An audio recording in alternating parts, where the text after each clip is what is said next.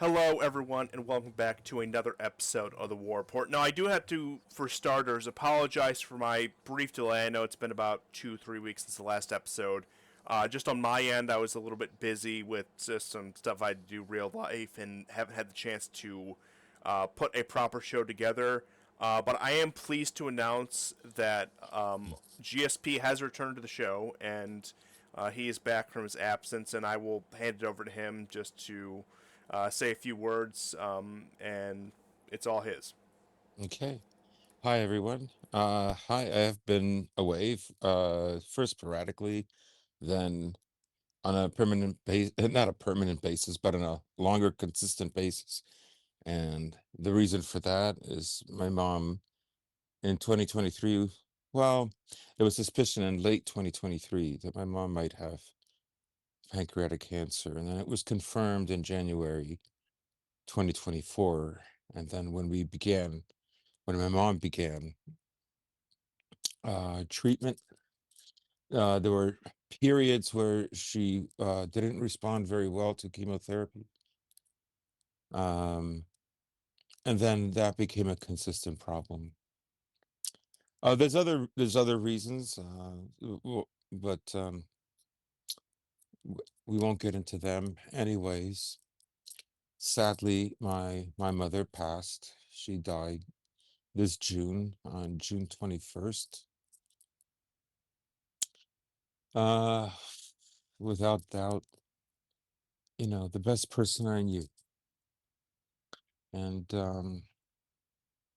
I I have a I do have a photo. I want people to know a little bit of what she looked like. So, Constantine, if you want to I do have put that. this, she's holding a dwarf wearing one of those old bald man masks. No, it's me.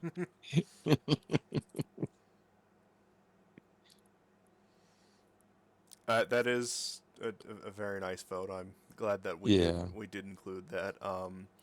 And I will say on my end that I, first off, I am very sorry for your loss. I know that probably at least in these circles, I was one of the only, if not the only person you ever told about this, and of Yes. course, I would speak for the audience in this case. We have prayed for, we pray for her soul, and I sincerely sorry about the circumstances. I couldn't even imagine, but it's yeah. I will say that you've done way more than you had to, even off air, with this entire situation, and I am grateful for that. Like, despite everything, Thank that you. you have been still an integral part. And like I said, you could have stayed away for even longer if you needed to, but uh, despite the circumstances, we are very glad to have you back. If you have anything more to say about the situation at hand, it's all yours. But if not, we can Yeah. get into the regular show, as it were. Yeah. I suppose the only thing I'll say is there might come a time where the listeners out there, you'll have to take care of one of your parents at least, like they were a baby, and just remember that, and remember that when you were a baby, there were things your parents had to put up with, and I'm not complaining. I'm only saying that endeared me to my mother even more, which made her passing even harder. Anyways, that's all I wanted to say. Well, I'm glad that you did take the time to say that piece. I think that despite everything, like, from whichever end of the world we might discuss, at the end of the day, this is what this life is really about. What more can you say? That at the end of the day, like, I don't Yeah. like. There's a reason we talk about this stuff. Don't get me wrong, but it all comes down to home at the end of the day. At the end of the day, yeah. And then that's part of our values anyways. So But that, Yes, yes. yes. So Uh, I just wanted to say those things for no, people that might have been wondering why I was away. But I also wanted them to know about a little bit about my mom. My mom was a mom to people who weren't even that biologically close who called her mom, or who were not related to her at all. She was extremely generous, including people who called her like her sister, her second sister. I'm not exaggerating. There were people who phoned me and told me that. So my mom was a very generous soul. I don't want to put on too much here, but Yes, honestly, knowing you and having actually met you in person, I think it reflects in her family. You and your brother, honestly. thank you, thank you, Constantine. But there is quite a bit of nothing that has happened. In the meantime, both in your extended absence and my brief, unexpected, just scheduling mess absence, trying to actually put a show together. So, because we are getting back in the swing of things, it is going to be a little bit of a catch-up show. There's going to be some new stuff, but we're also going to just be talking about the past few months and everything that's happened in the meantime, Yes, and really just recalibrating ourselves to get fully back in action, as it were. yeah, And I am sorry to all of you in the audience, but between both of us, we did not unfortunately have time to put the maps together.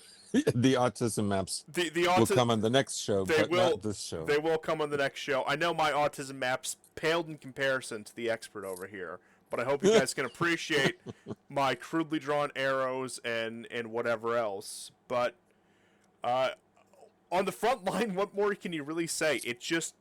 It's always more of the same at an accelerated rate at this point in the war.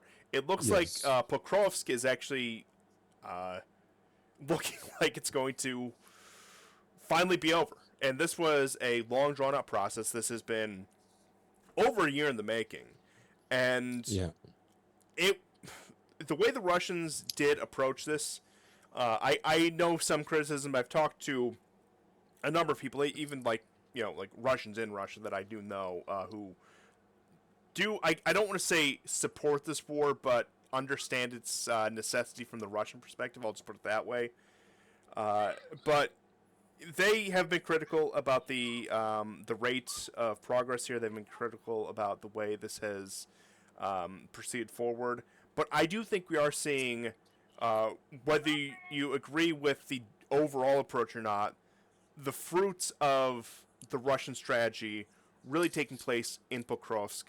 Looking at the front line right now, with really, I mean, you have Lugansk entirely taken by the Russians. Donetsk, we're talking about the last belt of defense. And I know this has been hammered on by everyone who covers this war, but it bears repeating because it is true. The inevitable drive to the Dnieper. If this war continues on its current trajectory, if we look at the front line right now, if these battles conclude in the way that they're most likely going to conclude. I'm referring particularly to Pokrovsk and Seversk in this case, but among others. I mean, we just recently had Chasiv Yar fall as well. But if things continue on this trajectory, I'm going to make a bold claim here. I know we've talked about this off air, but I'm going to make a bold claim here. I think you could see Slovyansk and Kramatorsk in the same situation in 6 to 8 months. yeah. I mean, one of the interesting things I find about Pokrovsk is before maybe the last few shows I did with you, I was talking about an area to watch that the Russians had begun expanding in, which had frozen for at least a year or more, and that was the area almost directly in between Pokrovsk and Toretsk. And I mentioned how they would split both sides, and then one side would move closer to Toretsk, which is now completely liberated, if you want to use that term, and the other side westward, towards Pokrovsk.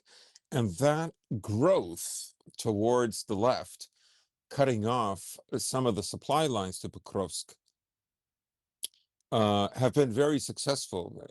In many ways, what the Russians seem to be saying, if you want a general analysis of the front lines, is that they're confident that they have more men now, or that, well, they are. I think they are confident that they have more men than the Ukrainians. So if one, um, you know, tactical stage in one area of the front line is not developing fast enough, then they will use another. And to me, Pokrovsk kind of symbolizes that. So that west bank that the Russians had so much trouble in, just southwest of Pokrovsk, less than 10 kilometers, was very hard fought for. But when they couldn't make progress there, they began making progress south of there, north of Velika Novoselka. And of course, then that area immediately west of Toretsk, even though when they were having trouble with maintaining Toretsk, they began developing that area. And now Pokrovsk is uh, in serious trouble. We know now that the Russians have managed to get into central Toretsk several times. Siersky made a comment that Pokrovsk has been infiltrated, as he put it in his own words. All the while, the Russians are trying to bring some kind of an effort, though much limited, in Sumy and Kharkov. But they've also had success north of Kupiansk as well. So I guess what I'm saying is, if the Russians feel like one area is not developing, then they'll just focus on another area. And what this is doing to the Ukrainian forces is it's forcing them, who have a limited number, to race from one area to the other area. And this is kind of creating an exhaustion. Of course, the Russians also in the Dnieper, in the Zaporizhia section, have taken Kamyansk, um, which wasn't easy. I mean, it should have been harder. Of course, it was hard, but the final stages were kind of made easy based on the amount of effort that the Ukrainians have had to put into keeping Pokrovsk. And today, recently, according to some of the photos I've seen on Telegram, uh, Zelensky paid a visit to the outskirts of Kharkov. So yeah, I mean, the strategies are still kind of the same. The overall strategy is kind of the same, but on a tactical level, the strategies have changed a little bit. At least that's what I've noticed. I would For concur. instance, yeah, like for instance, the Russians, if they take part of a town, and the Ukrainians fight back, they kind of expect them to. Then what the Russians will focus is on the sides of that town, let's say on the north and the south side, and begin expanding there. This happened several times in Shevchenko in the Donetsk region near Pokrovsk, and in other towns as well. And then eventually they take it back, and it also happened in Toretsk as well. I don't know how much of this is just based on how many men they have, how many men they don't want to lose. Some of the techniques have also changed. More reliance on men on motorcycles.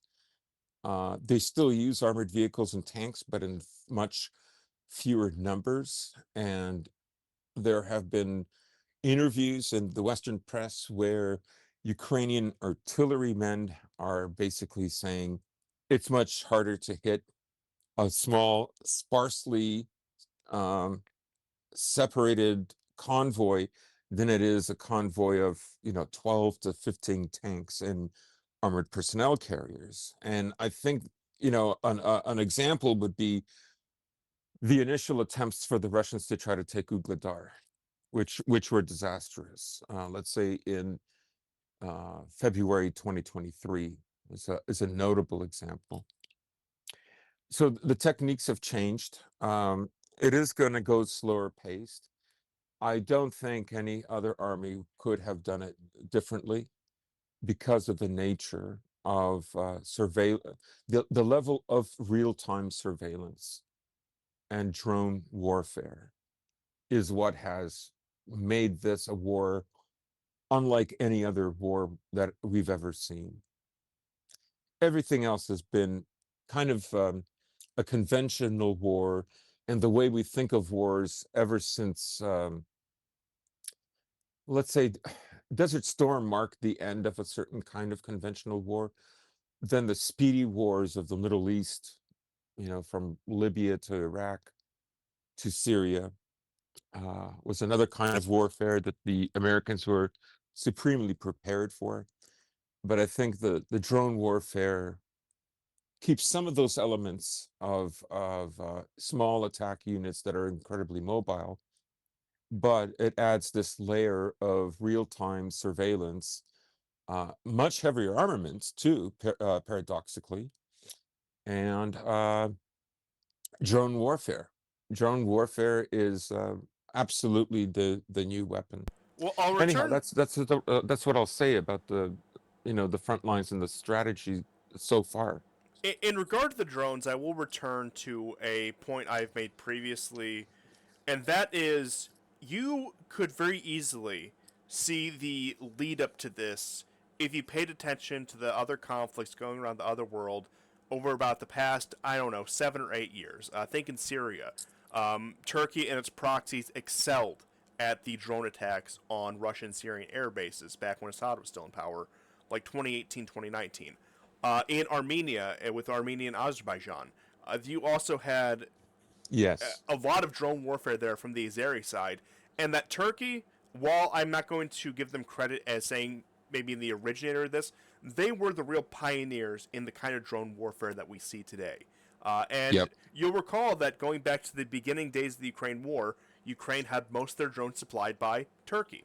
And that Yep. it was the Iranians who gave the Russians really the head start on the drones. Now, people are still saying that the Iranians are the main source of Russian drones are just delusional. The Russians certainly have the industry to support it themselves and can crank them off the assembly line like it's nothing. We're talking like 20,000 USD a unit. That's, I mean, compare that to just about any other weapon of war. That is a complete bargain. There's not really any other way to put that. But the Iranians, who were the ones who mainly had to counter these Turkish attacks in places like Syria, and even to a lesser extent with the Armenian Azerbaijan war, were the ones who were able to really jumpstart the Russian side of that. So these, Hmm. and I don't fault a lot of people for thinking that this drone warfare started in Ukraine, because that is when we really saw it come into its own. Not to downplay something that is Right. so It's brutal, a but it's an important point. yeah, but we saw the precursors to this, and even though we haven't put much of a through line to it until now, we talked about this once again back in 2018, back in 2020, back in even 2021, and the lead up to this. But I mean, we were both skeptics. I remember I actually went back and listened to some of our old stuff. We were both skeptics that Russia and Ukraine would engage in a war, let alone this kind of war, on this timeline Yeah. at least. So I think the drone thing caught everything, everyone off guard from this. But looking at the evolution of warfare in the recent years, it was the next logical conclusion. Yeah, and I would also say that some of the early provocations which started this war, and as you say, this war that you and I neither believed would happen, I think part of the reason we didn't believe it would happen is that Putin was quite happy with what he had. He thought that was enough. Oh yeah, and And we'd seen that scenario play out about half a dozen different times since 2014. mhm. But it was around this time in the winter of 2021 and very early 2022 that you saw those, and even a little earlier. If I'm not mistaken, it also happened in April 2021, that the Ukrainians attacked the rebel forces. Distinctly remember seeing a drone that had destroyed one of their artillery units, a 152 millimeter cannon, and I'd never seen anything like that in that war. As you say, of course, with the Azerbaijani war, which sporadically went off and on with the Armenians, you did see a lot more of that. But it happened in this war too. There was a precursor, but I wondered, would this happen again? And like I say, I think there was an event that definitely happened in April 2021, and another one that happened in November or December of 2021 that should have, you know, given us the clues that uh, drone warfare was probably here to stay, was going to be more impactful than we thought. But like I say, it was one of the things that emboldened the Ukrainians to begin shelling Donetsk again.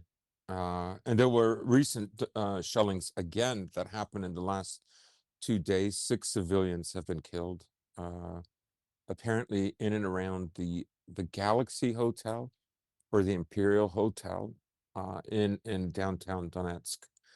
Um, so they're still able to reach into the of course they can't aim anything there because they're not interested in it's a kind of a terror. We've seen this pattern that when they begin, the Ukrainians, that is, losing territory, important strategic territory, they begin taking it out on the civilian population under Russian control. Yes, So and that's been yeah. a given since even before this war started, even going all the way back to the 2014 Donbass War. Oh yeah. It was retaliatory strikes. It was a campaign of terror bombings whenever they would suffer any sort of conventional setback. And Yes. we see that with the Crocus attacks. We see that with a number of these unconventional attacks that have taken place across Russia proper, not even on military targets, but on civilian targets as well. The Hmm. attacks in Dagestan last July, I believe it was, against the church and the synagogue were also part of that campaign. And you always Right. have this endless string of Central Asian patsies who are willing to participate in these operations, which has led, conversely, to a real shift in policy on immigration and migration in Russia, but that's a conversation for a different day.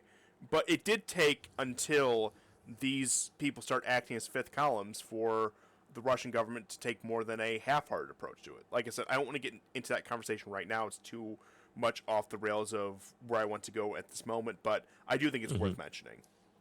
Yeah, yeah, absolutely. And we remember the attacks on the police in Dagestan, not once but twice. Now the second one had less media coverage, but in both cases, most of the dead were police in that region, and they were not ethnic Russians. So these are either other Dagestanis who, let's say, are radicalized, who want an independent Dagestan, and they're willing to kill these cops. I remember the first one, something like 15 to 18 cops were killed. It was quite the number. Um, Now these guys were wiped out, but I remember in the second attack, I think one of the guys got away. The number of casualties were far less the second time. I think 4 or 5, maybe 6, including 2, maybe 3 of the attackers being killed. So, I mean, one of the things to keep in mind is that if this war in Ukraine stops, then this will be just a battle. The war against Russia will continue. It could be in Kaliningrad. It could be focusing in the on the South Caucasus, as I just explained with these attacks on the police. Who knows? It could be in the Far East, or it could be in Kazakhstan. Yeah, Central Asia and the Turkic world, I think, are due for a confrontation when it comes to that with Yeah. Russia, and that if the West or what's left of the West is going to throw its power behind any other proxy, it's going to be the Turkic world, and that's why Turkey, being, I suppose, the de facto leader of this Turkic world, is going to be the one that needs to be won over, whether that is with or without Erdogan, depending on the political future of Turkey. Uh, like I said, I'm not making exact predictions, but I think the trend that we are seeing right now is that these people are being geared up for war against not only Russia, but to the same extent China. That's what a lot of these Uyghur propaganda campaigns are about, is trying to make that through line. And it really is the perfect 2-for-1 deal they could get when it comes to rising up, say, Turkic and maybe even wider Muslim anger against the Russians. And I don't want to get into the Middle East yet, but you do see this with the Israel-Palestine campaign, where even Western media outlets will talk about treatment of Muslims in Russia. And how true or not true it might be is aside the point, but you they try to draw through a line comparing Russia to Israel, making it look like Russia Yeah. is putting its boot on the neck of Muslims, as it were, and trying to, funny enough, redirect that Muslim rage against Israel towards Russia because it's time for another proxy war.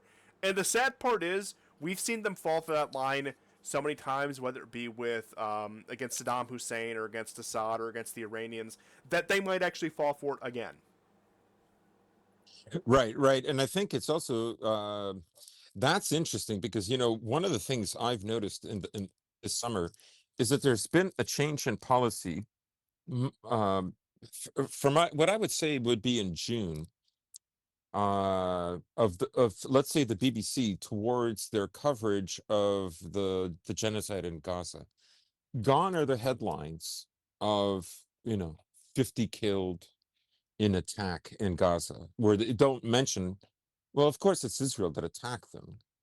Now they began, I would say, in the summer, the BBC being very plain, very matter of fact as to who is killing these people, and then other media sources in the West have followed with directly naming the Israelis. This is what it proceeded for weeks and weeks before they announced that they would recognize Palestine as a separate state in the UN. I'm glad you So brought that up. the shift already began in the media weeks ahead. I would say well over a month ahead. Oh, I would actually argue subtly for several months, especially when it came to the idea of Russia versus Islam trying to revive that, I guess you could say, age old conflict, because many times throughout its history you can see where Russia has been at war with the Muslim powers, whether that be the Ottomans, whether that be the Persians. And there's a few other examples of, say, the governments in Central Asia or the countries in Central Asia or in the North Caucasus. And I'm talking going all the way back to, say, centuries, that the formation of the Russian state as we know it today, as the Russian nation as we know it today.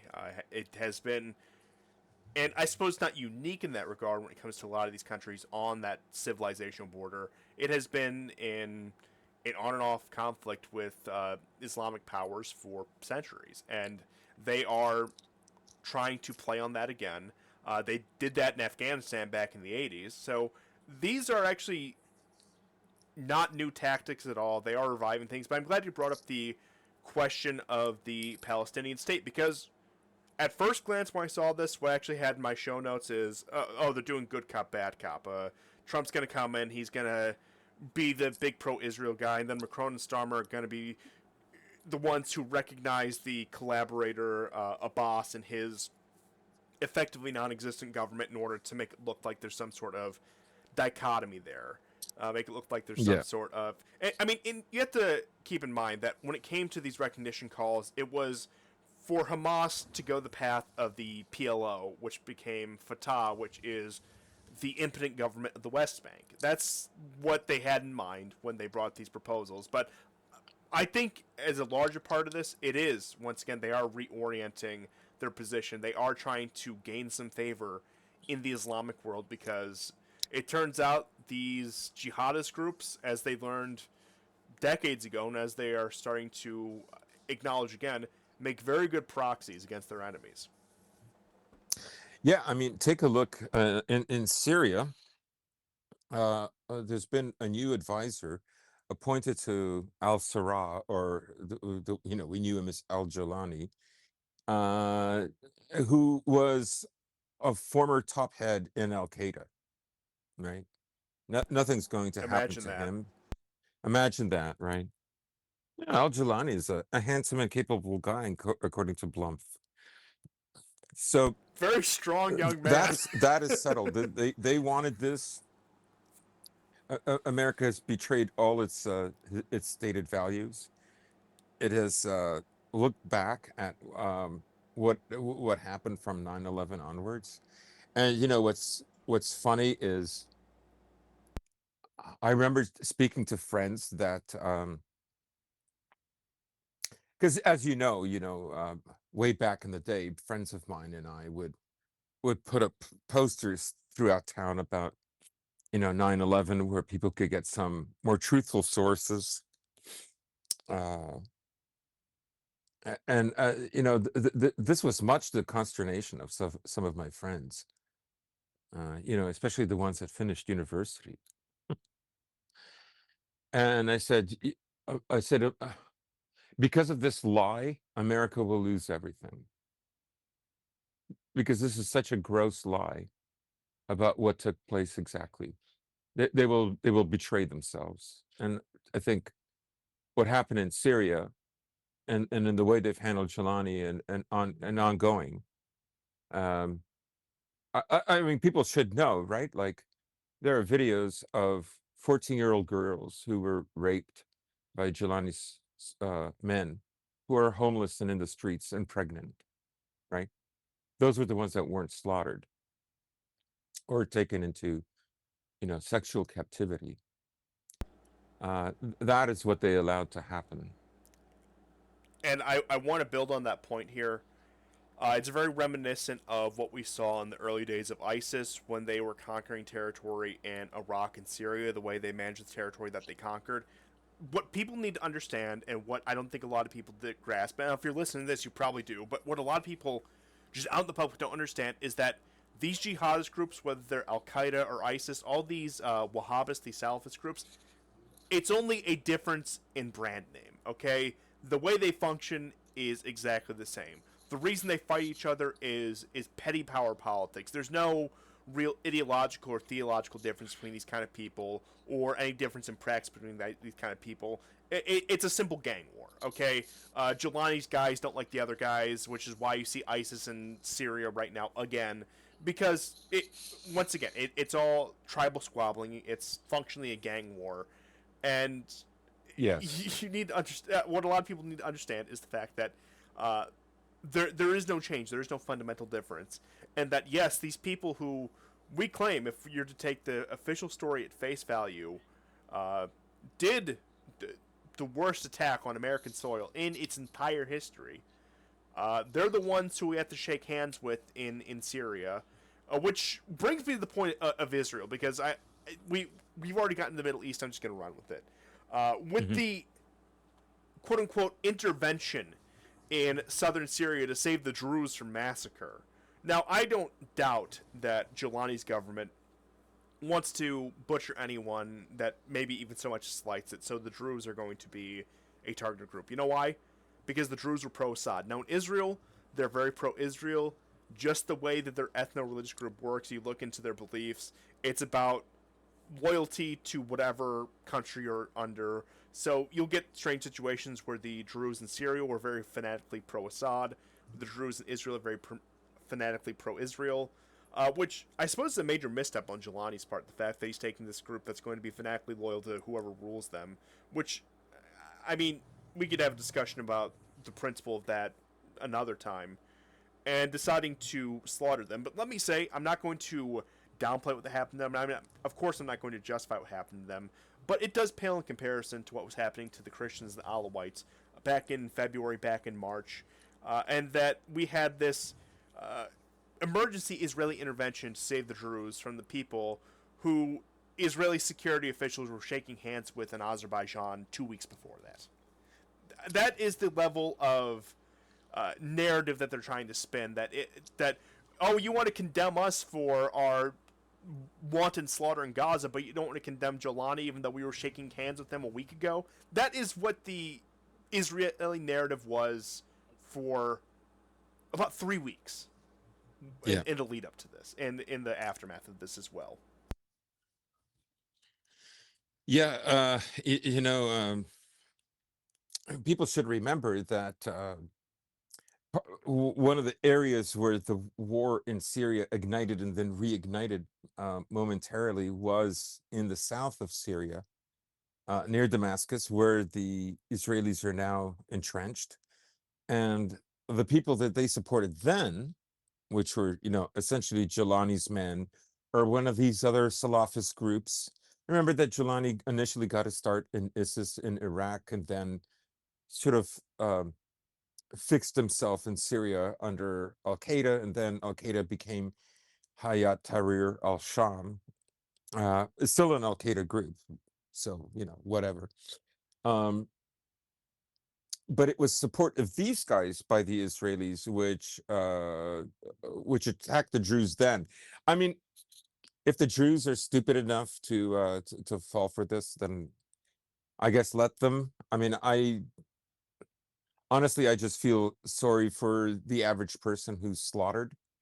I've seen only one video where the Druze throw a guy off of a building, but a lot more of Jelani's men.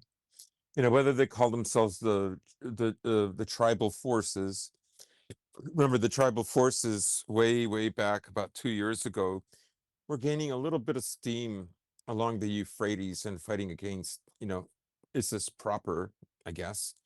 ISIS is just a group that the U.S. is going to keep there when needed, without, you know, being given the power to have what Al Qaeda has in Syria.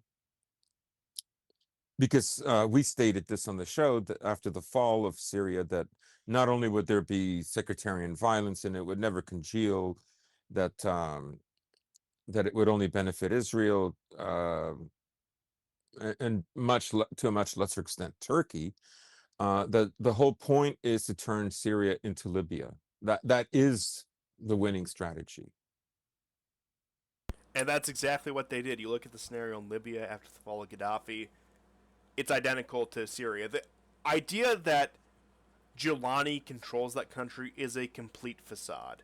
He has no power outside of his inner circle, outside of his little warlords, and whatever little other allied groups they might have in other parts of the country. Syria does not have a government. Syria does not have a president. It is a man who is pretending to be the president. It is a man who is pretending to represent Syria on the world stage. But as a country, it is functionally dissolved. It is a legal entity with no reality behind it. It's even worse than Iraq. And like I said, like you said, I think the comparison you could only make with this is Libya. The fact that it's a complete fractured, failed state, and arguably even Libya, with the situation of the two governments in one country that they have going on, is more unified, is more of a coherent country than Syria at this point. And perhaps that's the benefit of time. Gaddafi's been gone for over a decade now. They've had time to factions have had time to reestablish themselves. But Syria, especially right next door to Israel, and as you said, to a lesser extent Turkey, is not going to have that luxury. It is going to be this. It's going to be this black hole on the map for years to come until somebody, for whatever expedient reason, decides to actually abolish the state itself. I don't know. Maybe there'll be some redrawing of borders at some point in the future, or perhaps they'll continue on with the fiction that they have right now.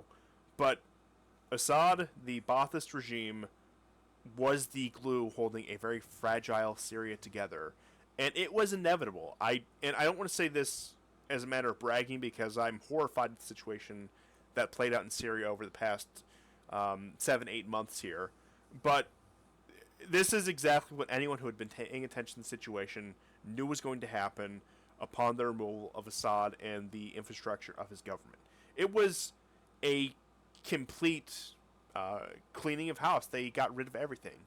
And I do have to say, Assad did put himself in that position in many ways, because he did make overtures to the Gulf states and to the Turks at the expense of his Iranian allies, that really ended in his downfall. And people Mhm. want to blame the Russians. I'm not saying the Russians are some perfect country beyond reproach, despite the fact that, yeah, we probably both do have a very positive opinion about Russia, and there's no getting around that with the years of archives the show has. But at the end of the day, there's only so much your ally can do for you when your own army collapses in on itself and your own generals betray you. It's just that simple. Yeah, yeah. I mean, I think a lot of people who don't, there's a lot of people who don't see this, or uh, uh, let me put it this way. I, I, I think that if you want to understand what's going on in Ukraine, you also kind of have to understand what's going on in the Middle East, right? You can't understand either sector of this very large world war that we're in with only understanding one of those sectors. I mean, just look at the antiquated map we're using for the show art now. I think it's a welcome change, especially after the fall of Syria. I found this. I like this. I know this is a few weeks old now. I've had this for a while. But, I mean, just look at the geography of the situation. Look at where modern day Russia would be to the modern day Middle East. It's right next to each other. Yeah, yeah. I mean, what's your take on this? I'm not completely of one mind or another, but you have a lot of people saying that it's not America's war to attack Iran. I bring this up because it's one of the huge things that happened when I wasn't doing the show with you, when I took the break to take care of my mom. And but I kind of see Iran falling as something that both Israel and the American empire would want. That Yes, even for different before, reasons. yeah, I think before BRICS, you know, you could argue that it was strictly something that would benefit Israel, in the way that I think Iraq was something that would only benefit Israel or Lebanon, for instance, let right? me let me bolster the argument I think you're going to make here. There's a reason why Obama was allowed to do the Iran deal, even at the expense of Israel, because it served a greater imperial purpose. It served a greater purpose when it came to, Yeah, say, putting a roadblock in the plans of Russia and China. But now, because the Iranians had solidified themselves with the BRICS, had solidified themselves with the Russians and the Chinese, were serving as a primary trade corridor between Russia and India. Now the more, I guess you could say, Brzezinskiite wing of American foreign policy. I think he's probably the most emblematic person, even in his death, who represents that kind of idea. And the hardline Zionists were on the completely same page on this issue. yeah, yeah. In this sense, we have to look at BRICS as something which is reactionary. It's not. It's a reaction against what the West is doing. It has its own red line that it has to protect, but the red line is coming from a reaction to what the West has been doing, primarily America, since the beginning of the second Iraqi war. Um, Which is interesting because you look at all the principal BRIC nations, even the ones outside the acronym, when you talk about, say, Iran or Saudi Arabia or Turkey or some of these other nations that are considering, these are all countries, and including the principal ones, say, Russia, China, India, and Brazil, and South Africa, we're all very eager going into the 21st century to have a strong relationship with the United States across the board. Now, you can question the particularities of that relationship, how that would look, who would benefit more from that or the other. But point being is, there was an earnest attempt, at least from the BRICS nations, I think, to have a cooperative relationship with the global superpower. But it just became more and more demanding, to the point where something that was once a theory, something that was just a list of nations that are probably going to have a rise in the 21st century, have become a solidified bloc in response to, once again, the more absolutist demands of the American empire And I think 2003 is a good time frame for that, and then going on into the Obama years and the first Trump years, where it is just more and more absolute demands, culminating in the Russian-Ukrainian war, where they are willing to pull out all the stops against Russia. Don't believe anyone who says that we've been holding anything back from Ukraine or been holding anything back in terms of sanctions. We have not. Russia's just managed to weather this because they are in a geographic and economic position where they are able to. And had this happened even just a few years earlier, that might not have been the case. But it is a reaction to the fact that they threw everything against the wall against the Russians except outright direct military intervention, and that all failed. And these other countries start looking around thinking, well, what's to stop us from being next? What's to stop, say, the Taiwan War or the India-Pakistan War or whatever fault line you want to pick right here? And they realize their common interests, despite heavy disagreements. I think China and India come to mind on this, and realize that if they don't have a unified bloc, that they are going to ultimately be at the mercy of a less and less compromising American empire. Mm-hmm. Yeah. But speaking of a less and less compromising American empire, I do think another topic we need to broach, both in terms of old news and new items, is really Trump's fall from grace, if he was ever there in the first place. I'm going to say it. I'm going to make a courageous statement here that might alienate some of our audience, might please some of our other audience. Unironically, Orange Man bad. Yes. Now, caveat, that doesn't mean blue team good. It means that there's fundamentally no difference, that it is an ultimate continuation of policy, both on a domestic and foreign front. Sure, there might be the cosmetics of some progress. People might be pleased with, say, the ICE budget. I'll believe the deportations when I see them. I'm not seeing them. Maybe I'm wrong. Maybe I'm too pessimistic here. But ultimately, Orange Man bad, blue team bad. And look, perhaps I'm coping here, but let me just say this. You can go back to the video about why I fell for it again in 2024 and voted for Trump. I put that out like 3 days before the election. And I said in that video, I had very low expectations of Trump and that I didn't expect much to happen. But, it was the non-0% chance. I do stand by that. But I will say he has failed to meet even my low expectations or even come close to it. And like I said, cosmetically, there has been a lot of things I like. When it comes to, let's just say, the appetizers, as it were, there's a lot of things I like, but I'm still waiting on the main course, and what I'm seeing of it, I don't think I'm going to like.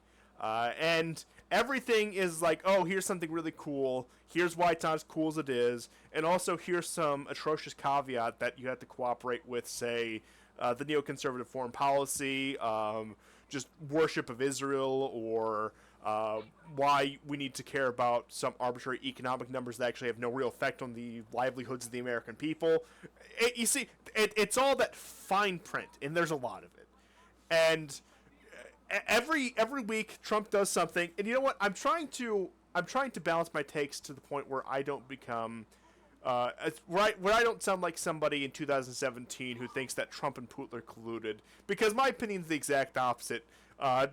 Trump, at least in rhetoric, went in, offering a hand of at least reconciliation to the Russians. I'm not going to say friendship. This is just particularly talking about the foreign policy towards Russia and the Ukraine war here. He went in with that hand, and then he pulled it back and more or less started brandishing a knife at them. And that's what you see with this 50-day ultimatum, this 10-day ultimatum, all the ever-changing ultimatum. They can never decide on an amount of days, and we're going to hit Russia with everything we have. We're going to have the secondary sanctions. Lindsey Graham, the scheming court eunuch, is going to make it all happen. Don't worry. He's Trump's new favorite friend. And we need to actually start playing a game of brinksmanship, because Dima, not the military summary guy, the former president of Russia, made Lindsey Graham cry. Yes, that's right. That's right. I have to say, I'm not the least bit surprised that things would go this way with Trump in reference to Russia. No, I think we talked about this before. And, Yeah. I I said that after the first 100 days, you guys are going to be kind of disappointed in him. I mean, okay, aside that, immigration to the U.S. is very low, and that is one of the things that people who like Trump, including us, was one of the things that we were looking for. Uh, you know, and that is there. Like, let's be honest. Yeah, But the perhaps I'm too deportations harsh. are not happening. Yeah, I'm. Like, like let's get real about that. But and everything else is going to continue. I think they understand, the elites in the U.S. I think they understand that. Look, if we're going to, um, if we're going to have a successful support for the things that Trump is going to do, then we have to bite the bullet on immigration. We can resume, we can go back to what it was, um, later, after Trump, right? Yeah, But who's going to replace all those war you know, casualties? yes, but let's not, let's not uh, uh, blow this, because Trump is going to need the support. And notice how in the run up to the 2024 election, the amount of criticism on Trump was nothing like it was in 2016 or 2020. You knew that it was in the works. Even JD Vance, the year before, when he kind of like, he became MAGA, but he wasn't MAGA before. He had an interview, and I guess we'll get into Tucker Carlson, where he said, oh yeah, Trump is going to hit Iran. And it's not going to be one of these like little hits that goes nowhere, which I thought was implying Syria, that it would be a hit that would completely rock Iran. It would change the fundamental calculus on how the U.S. has to deal with Iran from now on, which uh, didn't happen. You know. Yeah, yeah, that's. I remember that. That was, I think, the night of Trump's nomination at the RNC is when he gave that Yeah, interview. you're right. So it was like fresh out of the gate when the most eyes would have been on Trump. A week after he almost got his head blown off, by the way. A week after he survived the assassination attempt, and he went up on the stage and, the whole bandage year thing. And yeah, that's what they had going in for us. And yeah, I concur with what you say because in many ways it was going to be this. There was going to be some flashiness, and we could talk about net migration. Yes, that is objectively a good thing. But as I have said for months, with Trump, yeah, there might be some good, and I still think there might be some good, might being the load bearing word here. But Hmm. beware of the fine print, as it were. Look at what's attached to it. Look at what they're trying to ramrod through with it. Because Yeah. in this case, I think they are.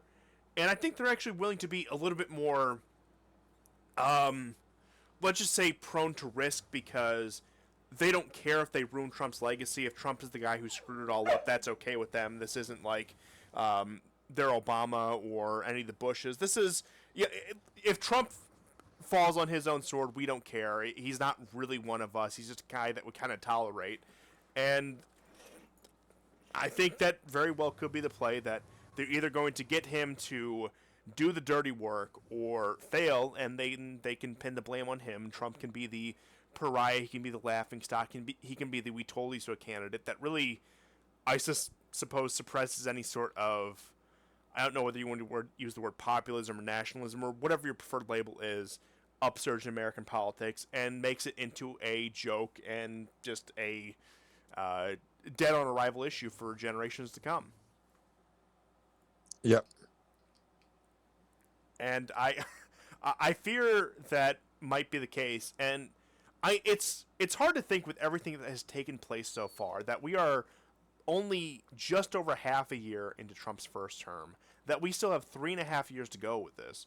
And mind you, Donald Trump is 79 years old. I'm not saying he's in horrible health, but he certainly doesn't take care of himself. I don't think anyone can deny that. And what the next 3.5 years holds, I think, has a lot of uncertainty. What are the congressional elections going to look like next year? How much is that even going to matter? What is the end game of, say, the trade war, the tariff policy? Are tariffs for the sake of American industry, or are they a weapon to enforce American demands abroad? I think we're starting to see the answer on that as time goes on. What is the ultimate goal of, say, the so-called Russia-Ukraine negotiations? Are we out of that? Are we fully behind Ukraine? Are we going to do what, hey, we said was going to happen, where they're going to launder weapons through Europe, and that it's going to be France and the UK and Germany who are supporting Ukraine with American purchased and manufactured weapons? Or is there going to be at some point where they just cut their losses? Are they actually trying to defeat Russia, or are they just trying to drag this out and bleed out as many Russians as they can in anticipation for a larger war that would probably involve NATO or somewhere in the Muslim world? There's a lot of questions of this. And also, China, which Trump was supposed to be the big China hawk, what's the policy there? Trump says every week he's had a good conversation and has finally reached a deal with Xi Jinping, yet we have no corroboration of that. The Chinese side has been rather silent on this. In fact, China's been pretty quiet lately. There's been some things, but once again, it's been pretty much business as usual there. They have really no things to say about this, and it's just continuing on that they're not really participating in the I don't know, clown show, I guess you could call it. And then Europe, that's just a joke. The so-called trade deal, Ursula out there kissing Trump's feet, and it was pathetic. And I mean, the European Union is an institution. I don't know how even those who say, "Oh, the European institutions can be redeemed," or if we just get the right guys in charge of them, they can actually serve European interests. No, it is a management regime for a foreign empire. You have been colonized by your former colonies, and it's really that Yeah. simple. I wish it was better for Europe. I wish the Europeans had the sense to realize that we're not going to destroy Russia. We have to actually live next to these people. So maybe we could reach a understanding. Maybe we could reach some sort of agreement with them. But it is just more blood for the Imperial Project. It's more treasure for the Imperial Project. It's going. They're just going to keep on marching like lemmings off a cliff. Yeah. Now, you do see some popular discontent, but it's not going to break through. I mean, sure, you have this new incoming president of Poland who might bring up the Volyn massacres, but do you think he's really going to do anything about that? Do you think he's really going to shut down access? I mean, you have Duda come out in his outgoing interview in office. It's like, oh, we feel so used and abused that NATO used our country as a platform to deliver weapons and supplies to Ukraine without taking our needs into consideration. What do you think the agreement entailed? What did you think was going to play out? Was it going to happen any other way? Was Poland going to be a decisive actor in this war, or was it going to be a proxy? And I asked the same question to Romania, the Baltic states, and all these other countries that have been either roped into this or forcibly walked into it themselves. Right. Any Polish politician, or virtually any Polish politician with any kind of real power, like real power, will placate the Polish masses because of the Volyn massacre, because that is what they have to do. And America understands that. Even Ukraine understands that begrudgingly.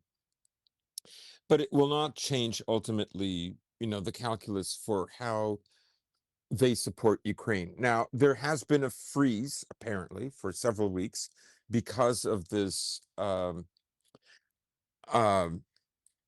internal problem within Ukraine over Zelensky's power and his government versus the American governed institution that is there to check for corruption. I mean, both are selective. Like, neither of them are what I would consider legitimate or live up to the name, obviously. But because of this, the EU has what is it, UFON, or something like that. I forget the acronym, but essentially its purpose is was created by the U.S. to check on corruption within Ukraine. Is this the Sabu and the Nabu for That's the it. The Naboo, yeah. the Sabu and the Naboo. Yes, and Where do they get so these it. gobbledygook names? I hate all these acronyms. I'm just gonna go on record and say that. Yes. So th- and now Zelensky has retracted some of his statements, and it's now uncertain exactly which way this is going to go. Kind of like Trump saying he's going to deny disaster relief to states that boycott Israel. He's retracted some of those statements, but you never know what will happen. I wouldn't look at the retractions as something that's permanent. Well, I remember when individual Republican states were doing this back in 2017. Texas comes to mind, and I think Florida Yes, also did it. And this is Trump's first yes, term. yep, yeah, I remember that. With the flooding in Texas, yes, I remember that. That became an issue that, like, for the first time, well, maybe not the first time, but it was the first time that it was something I had known about that kind of became mainstream news, although briefly. But so, yes, the EU has halted some of its deliveries to Ukraine, but over this issue, um, it seems that Zelensky has complied to some degree, but the armaments aren't going through anyways, according to the EU. A lot of this might just be all pretext. It could be that there just isn't that many armaments, Yeah, and that the that war is a good against Russia excuse. has to shift to a different kind of focus. That they might be, because of course a lot of this panic is happening as Pokrovsk is falling. That could be why Trump is going on and on about too many people dying. Oh, a million Russians have already died this year. Um, But only 8,000 it, Ukrainians. Only as if he cares, as if he cares. But he brought peace to Pakistan and India. Yeah, yeah, Also, I know. Thailand and Cambodia, he brokered that deal. That's done apparently. Yeah, I love how he got Netanyahu, the war criminal, to nominate him for the Nobel Peace Prize. Like, Trump was upset that Obama won the Nobel Peace Prize, but Trump is going to outdo, if he ever wins it, he's going to outdo even Obama is an unworthy recipient of the Nobel Peace Prize. As if I respect the Nobel Peace Prize. Don't get me wrong, right? Oh, I had the utmost respect for Uh-oh, fork in the road. it. Our institutions. You don't care about the institutions? I mean, you can tell this is just like, I don't know, for the most part. I don't want to criticize all of it, but a lot of the attention that the Nobel Peace Prizes get are just I don't know, a kind of media hype, not too dissimilar to Hollywood for the West. It's to, Oh, it's complete fluff. yeah, it's to praise the West. That's what Obama's recognition and award from for the Nobel Prize was about in the first place. Yeah, it's a resume thing for these people so they can go Yeah, retire at their do nothing jobs at the UN. That's all it ever is, and so they can have their institutes and their speaking tours and all the all the crap that they do.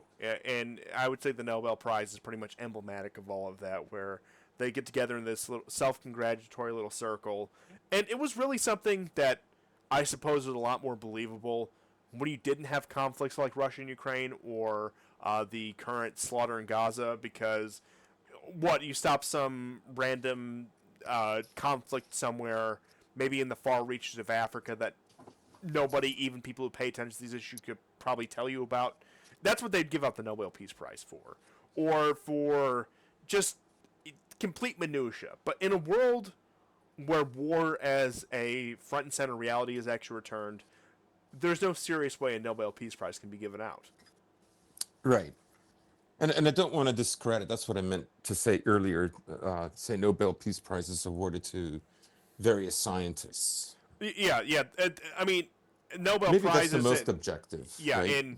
in different fields, like especially when you get into the hard sciences, like stuff that you actually have to show that you're competent at, that's something entirely. But when it comes to, I would say even like some of the economic ones, even some of like the quote unquote social sciences, you're just getting into fluff in that point. Yeah, or for literature, for instance. Like they're agenda driven, right? Absolutely. They're propaganda driven efforts.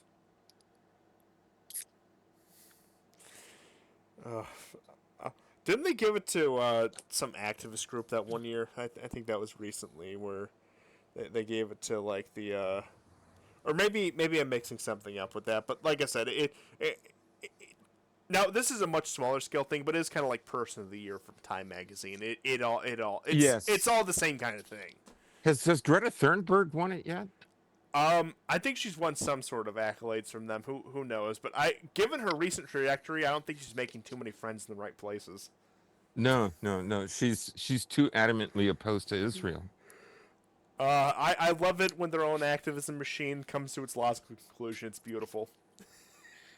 Yeah, that's right. Like we could become advisors for her, you know. I don't want anything that high profile. Look, there's a reason this show exists in a gutter alley as far as the internet's concerned. Because I keep it that way. You know, it's a privilege for those who find it. In which case, I appreciate and love all of you here. But I'm just, you have to go out of your way to find this kind of stuff while still, being able to use the regular internet. That's my goal with this program. My favorite were those photos of Greta Thunberg in the New York subway. And I don't know why, but she's looking very sternly That's just how she looks. at a black man sitting down in the subway, and somebody turned it into a meme where she says, "Shouldn't you be mining cobalt?" Oh no. It's like, it's just like as if she would ever say something like that, but that was funny shit. I mean, Yeah. I never deny that there has been quite a bit of entertainment value to come out of this. But to get back to something more tangible, I suppose we talked about Trump's little temper tantrums, the 10 days to 50 days to 10 days to 2 days to however many days it might be. We covered a little bit of the stuff with Zelensky, but one piece of news I wanted to cover out of, I suppose, Eastern Europe that has been pretty overlooked that I think is a sign of things to come mm, is this new integration law between Russia and Belarus when it comes to participating in voting in local elections, where it's effectively erased the border, where Russians can hold Belarusian office, Belarusians can hold Russian office, they can vote in each other's yes, elections now. And the Union State has been a project for better part of 30 years now. I think actually even a little over 30 years. And ultimately, it was with the goal in mind of the reunion of at least Russia and Belarus, if not other former states. And I don't know, perhaps maybe Ukraine once upon a time, but I think at least in its current form, that ship has sailed. We'll see how the peace actually fall out in the end. But especially after the 2020 color revolution in Belarus, Lukashenko's game of pivoting back and forth, of entertaining Western diplomats, that's completely died to the point where Belarus now hosts Russian strategic arms. And now, at this point, it looks like when it comes to elected officials and government officials, they're erasing that border, which to me, it doesn't just stop there. If they're taking this move, there are going to be moves towards further political integration of the two states. yes. Well, I mean, this is ironic. I was talking to an old, like an old timer, and he's not Russian, um, but he is from Eastern Europe, and he didn't know, like he knows a little bit about Russia and stuff. And I told him because he brought this up. I said, their integration is much deeper than people think. I said, I noticed every time, but especially I noticed the first time that I visited Russia, when you got off the plane to have your visas processed, right? You There was one section that was for Russians and Belarusians, and the other section was for like EU, non-EU, Canadian and American. It like Russian and Belarusian, from what I noticed, were always together. Yeah, it was broken up like how every international arrival is, except that the Belarusians had citizen privileges. Yeah. Yeah, I suppose you would know better than anyone when it comes to this particular topic. I don't know, you've only been there like 12 times, but um, I that doesn't surprise me as the case, but I had actually never heard that, and that is interesting. The fact that it's using the same gates, and that's a level of integration on par with the European Union. Yeah, so this is 2015, 16, 17. So this is like 10, sometimes 10 years ago. So it's been there for quite some time.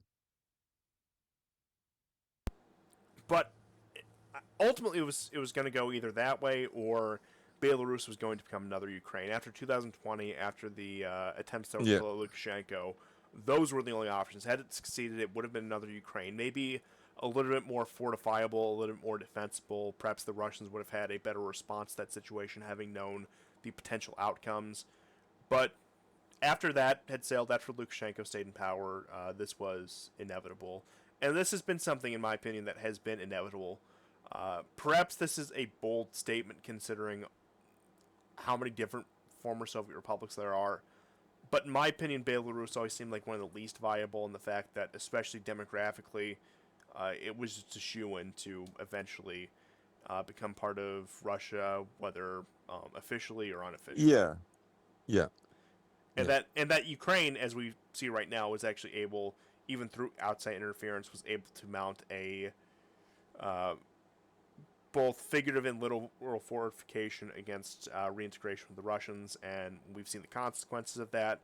The Baltic states, those were just a lost cause, and then the idea of Russia reintegrating in the Central Asian republics, that was also just a lost cause, and the Caucasus once again. So it was always going to be Russia and Belarus, but I did think that was interesting, and I am curious, depending on how much longer the war in Ukraine does go on, how much further military cooperation will continue between the two, because that's always been the big sensationalist talking point. The Belarusians are going to mount their offensive and push south into Ukraine, but depending on the level of, I don't for clarification, I do not think that's going to happen. I know the Russians used positions in Belarus for their initial attack into Ukraine, but I don't think the Belarusians proper are going to get involved.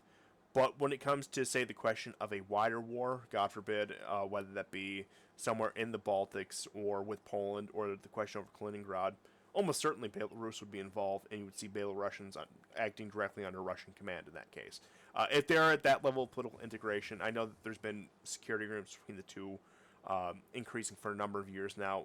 I have no doubt that the Belarusian armed forces would become just yet another arm of the Russian armed forces. Yeah, yeah. I also think that Putin he's too cautious of a man to involve Belarus in this war in a way that gains him enemies Yes, and within Belarus. It's a very, very delicate time, and I just don't think he's going to do it. it's also simply not necessary with the way things are progressing. Yeah. It may have made it easier. Even using it as a launching point was I'm not going to say it was a bit of a surprise, but it was a bit more of an escalatory move than I would have expected from Putin going back to 2022. But like I said, I could drone on this point all day. It was more or Yeah. less inevitable that these countries were going to reach some sort of degree of unification. But moving back to the question of Europe, one of the other things that came, and I apologize for all over the place here. There's just a lot to catch up on, so I hope you guys don't mind. But moving on to the question of Europe, of course, there's the 18th sanctions package, and one of the other big caveats that came out of the Trump-Ursula agreement, which is finally Europe is going to get that American LNG, which is cheaper and better than the Russian pipeline gas. By better and cheaper, they mean 4 times more expensive, and also does not have the infrastructure to even import this gas. They've supposedly been working on these ports in Spain and Portugal for years now, but as far as I know, somebody can correct me if I'm wrong, those ports are still not operational to receive American LNG tankers. And this is, even going back to first term Trump, this was always a push. Trump was adamant about blocking the Nord Stream pipeline, that the Europeans have to buy American gas. In fact, we're going to sell the Europeans more gas than we even produce because we're past the peak of our energy production. The shale revolution is over. Our natural gas production, while is still very strong, certainly is not enough to meet the entire needs of the European Union plus the UK and others. Yeah, not by a long shot. No, no. And what it is, of course, they want the Europeans to pay more than the American Empire. But I would say, more importantly, we're not the first people to make this point, but we've been saying it for a number of years. It is to encourage flight, particularly from the manufacturing industries, to North America, to America in particular. It is to encourage industry that cannot sustain itself in Europe to go elsewhere, whether that's in Yep. America proper or whether that's in one of our colonies that or one of our proxies that can easily manage. Some may have thought India at some point, maybe Indonesia. I know Indonesia is at a very strange spot when it comes to its relationship with the Americans and the Chinese, or just a number of these smaller nations that we would more or less have direct influence over if they were to move manufacturing hubs there, but also the so-called reshoring of manufacturing, bringing those jobs back. You see, that's what we get. We don't get the jobs back from the Far East. We don't get the jobs back from the Asia Pacific. We don't get the jobs back from Mexico. Where, if you look at the trade deals of the 80s and 90s, that's where American jobs went. Uh, right now, we're just pillaging the European economy to prop up our own, and that's what's taking place right now. The vassals are really paying the price of empire because they have sat under the umbrella of the American Empire for so long. But once again, when the imperial core comes into crisis, the vassals will be liquidated and their assets will be used to prop up the imperial core. Yeah. Yeah. Short term, I think this will be good for the US. It'll it'll prop it up. It will come at the expense of Europe, of course. Um, I don't know what will happen in the long term. Uh, Mainly because Europe will become this place where there can't be any industry. They just won't be able to afford it. Um, so how is this going to work? Where are they going to get the money to spend 5% of their GDP on American weapons? Because that's what really that's what NATO's asking of these countries on behalf of America. And I don't know how they're going to do it. Um, so I find this very strange. It's very counterproductive. One of the other things that Vance said was, taking out Iran and strengthening Israel in the Middle East and bringing about the fulfillment of the so-called Abraham Accords could steady the situation in the Middle East and uh, helping their European partners could, and I think what they wanted, even probably before Vance spoke with Trump about being on his team, I think he already knew what the score was that Europe would support the Ukrainian cause. Of course, I think they wanted a frozen conflict there so they could focus on China. And I don't know how this is. I don't know how this is going to work. And maybe what will help us understand is Azerbaijan.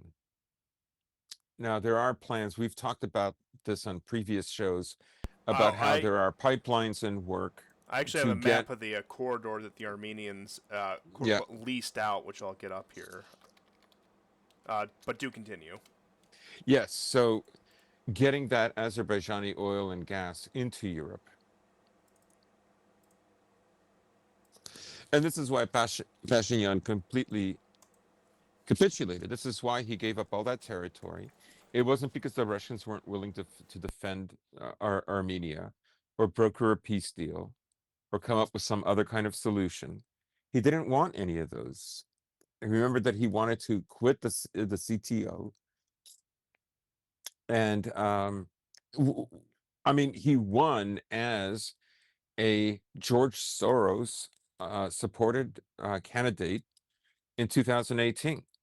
So he has always worked to get Armenia in this position by losing the Karabakh, Nagorno-Karabakh, uh, by capitulating to the demands of Azerbaijan and Turkey, to put Armenia in this status, which he has always wanted them to be, as a partner to the West. And that meant getting the Russians out, but at the expense of the territorial integrity of Armenia.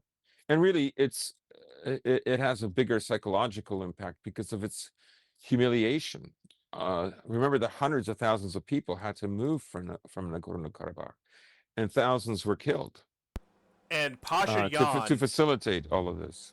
delayed, if not outright denied, their entry in some cases into Armenia proper because he knew there would be backlash against him in particular for the fact that these people had been ethnically cleansed. And that's what it was. It was an ethnic cleansing. And Pashinyan knew that if he let these people in, if they are Armenian citizens, that they would destroy him in the next election, if not Yes, quite literally yes. destroy him. Excellent point. Yep. So if you got the picture of the corridor, that is what they want as a plan to cut some of the costs for the Europeans,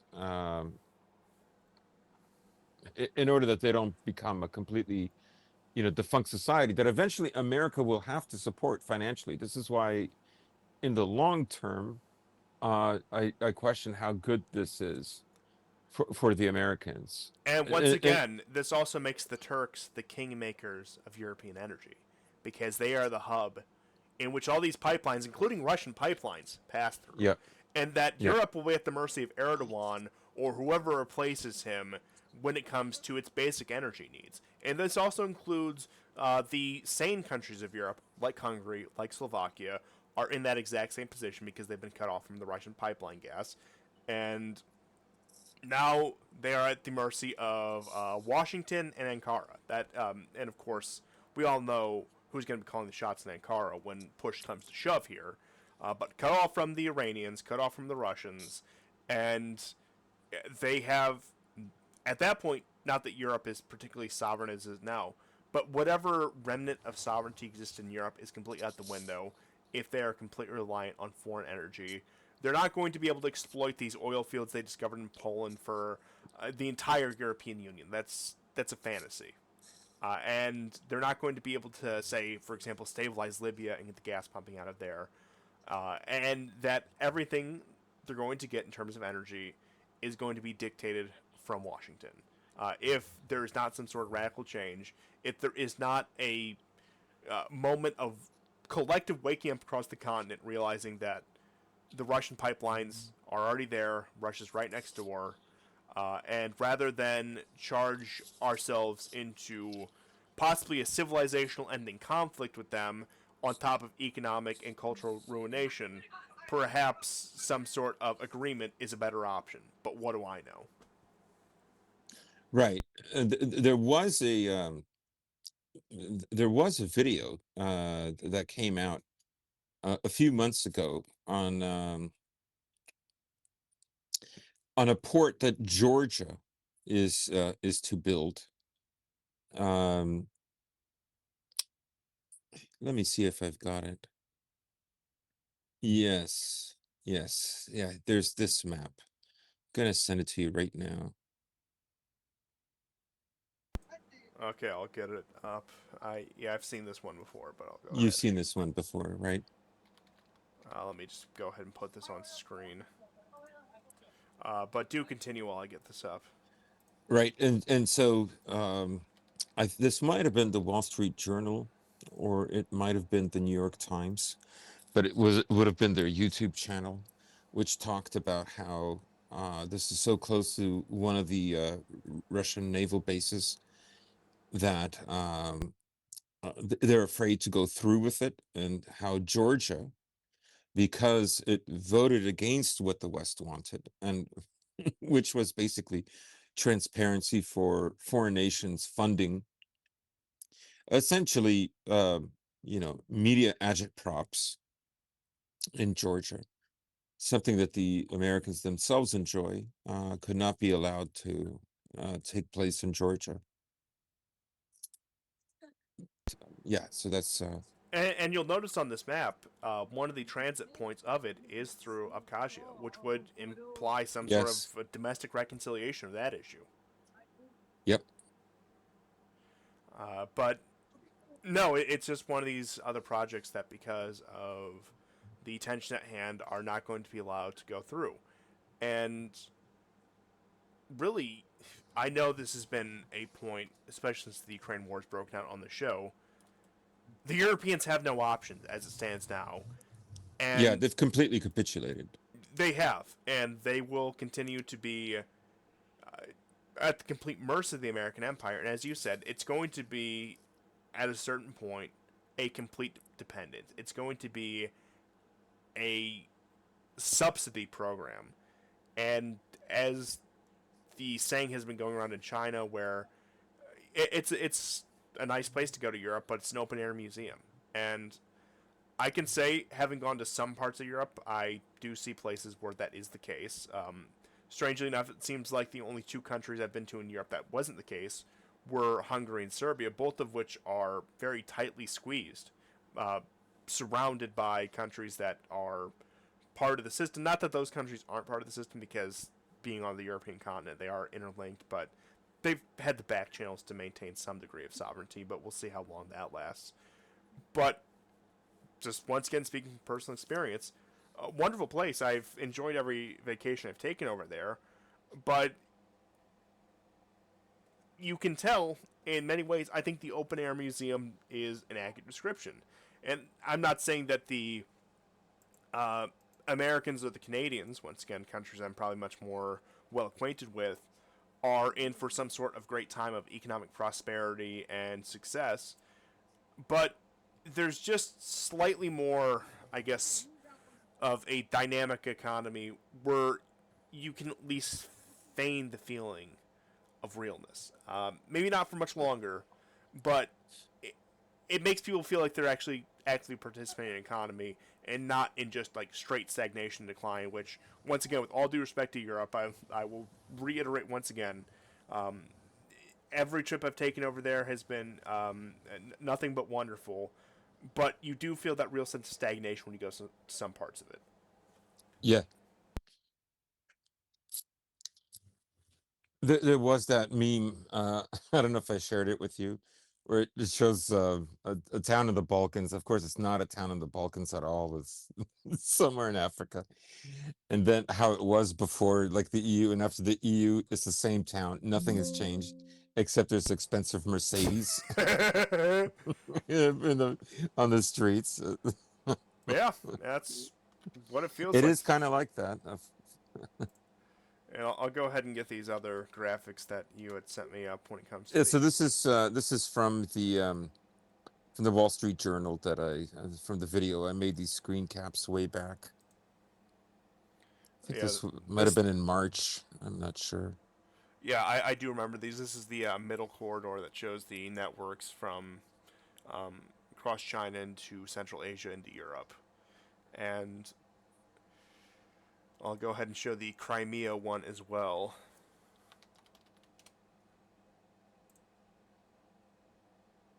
But don't be fooled. There are a lot of options, practically, that could work, but because of political reasons, will never be allowed to work.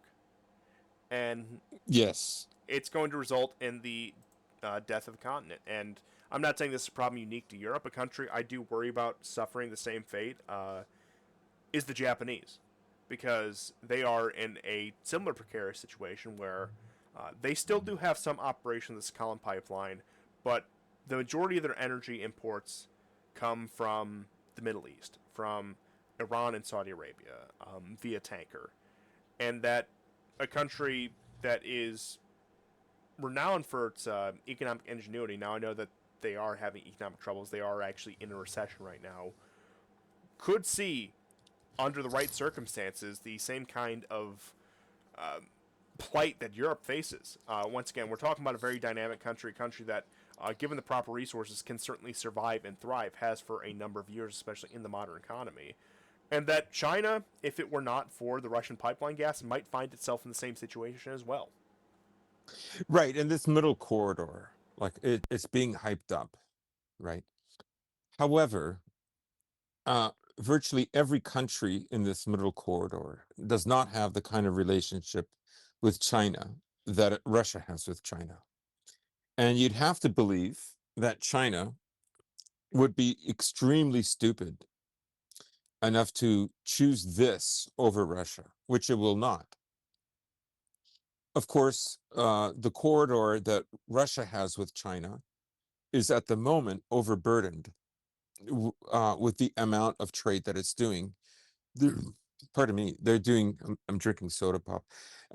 They're doing another railway in order to deal with the increase of trade with China. And of course, Power of Siberia 1 and 2 go directly into China for China's gas and oil needs. So I look at the Little Corridor as something that could work once, the war in Ukraine was settled, but it wouldn't necessarily work unless China was completely stupid and betrayed Russia. So, like, Russia would have to fall for this corridor to work. Yes. China would have to capitulate and see that there is no other option but this. It would lose its sovereignty, um, but it wouldn't lose it in such a way that you would have to envision Russia would lose it. This is the deal that China from 1990 or 2000 would have accepted. Yeah, yeah, yeah. But Like because I can see like some of the other Central Asian countries getting fed into this, and or let's say just from Azerbaijan into Europe. Of course, that's understandable, right? We know how that could work, but I don't even see the others developing very strongly. Now, China's going to take advantage of some of these corridors for trade, but if we're talking about like oil and gas, China, I don't believe China is going to risk that. Maybe for some minerals. I mean, China right now has already begun to withhold certain rare earth minerals to the U.S. that the U.S. needs for its armaments. China isn't backing down. India isn't backing down. So um, all of these corridors and whatever, they can find fruition later, but the circumstances then would have to be completely different than what they are now. which puts this all in a very dangerous situation. I know I've harped on this point before, but I'm going to say it again because I do think it's important here. Hmm. If we are in a situation where the American empire is not willing to scale back to some point, maybe they would make Fortress North America a reality and become more inwardly focused. If they are intent on maintaining global domination, then one of these pieces has to fall by one means or another, and the means which they are willing to use to make that happen are going to become more and more extreme, which puts us in a very dangerous situation. That's what the impetus of the Ukraine war was, in large part, when it came to the initial Western support. The idea that Russia could be at that first domino knocked down, and then you could see a situation where China would have no choice but to accept this kind of agreement. You see, under the current administration, with that same sort of pressure against Iran, arguably increased pressure. And although there's a very schizophrenic narrative on Trump's policy towards Russia, effectively, it's still a continuation of the same policy. And also, it's not like Trump is also seeking any sort of detente with China or any sort of reconciliation with China. Sure, he might like to talk up his great relationship with Xi Jinping. He loves to bring up that line all the time. But in terms of tangible policy, there's no change there. And that as time goes on, they will take more and more drastic measures, in which case, that's how you get a cataclysmic war, even beyond the ones that we're seeing right now, with direct American involvement, especially against larger powers that might involve nuclear weapons. And that's also why you've seen so much pressure on India with the secondary sanctions, with Trump's threats against them for buying Russian oil, because there is an understanding that if the American empire is to continue on its current mission, I guess you could call it, then at least one, if not multiple, of these power blocks have to collapse. Hmm. Which is a disaster no matter what way you cut it. Even if you want to make the raw argument of net gain to America either in the short term or the long term, that still does not eliminate the consequences which would bring that about. And sometimes you'd be looking at a situation where perhaps the consequences would outweigh the benefits in a case like that. And I do think that regardless of one's opinion on Russia or China, or dare I say even India, that one or more of those countries collapsing would be a disaster. And that while it might not seem like it now, we still do have a very fragile global balance that is preferable to the alternative. And I say that as no fan of the American empire, and I say that as somebody who thinks the American empire should retreat further and should become more inwardly focused. But even given the current far than less than ideal situation, there is a very delicate balance that could be very quickly unraveled to the detriment of us all. Yeah, yeah. I mean, we've long talked about how this is crunch time. It's going to get very serious. Um, I mean, the relations are so much worse than what they were during the Cold War. Um, Mainly because I think the Americans didn't get the results that they thought they were entitled to after the end of the Cold War. I think they felt like we won, Russia has to completely capitulate, Russia has to become gay like all the other American vassals.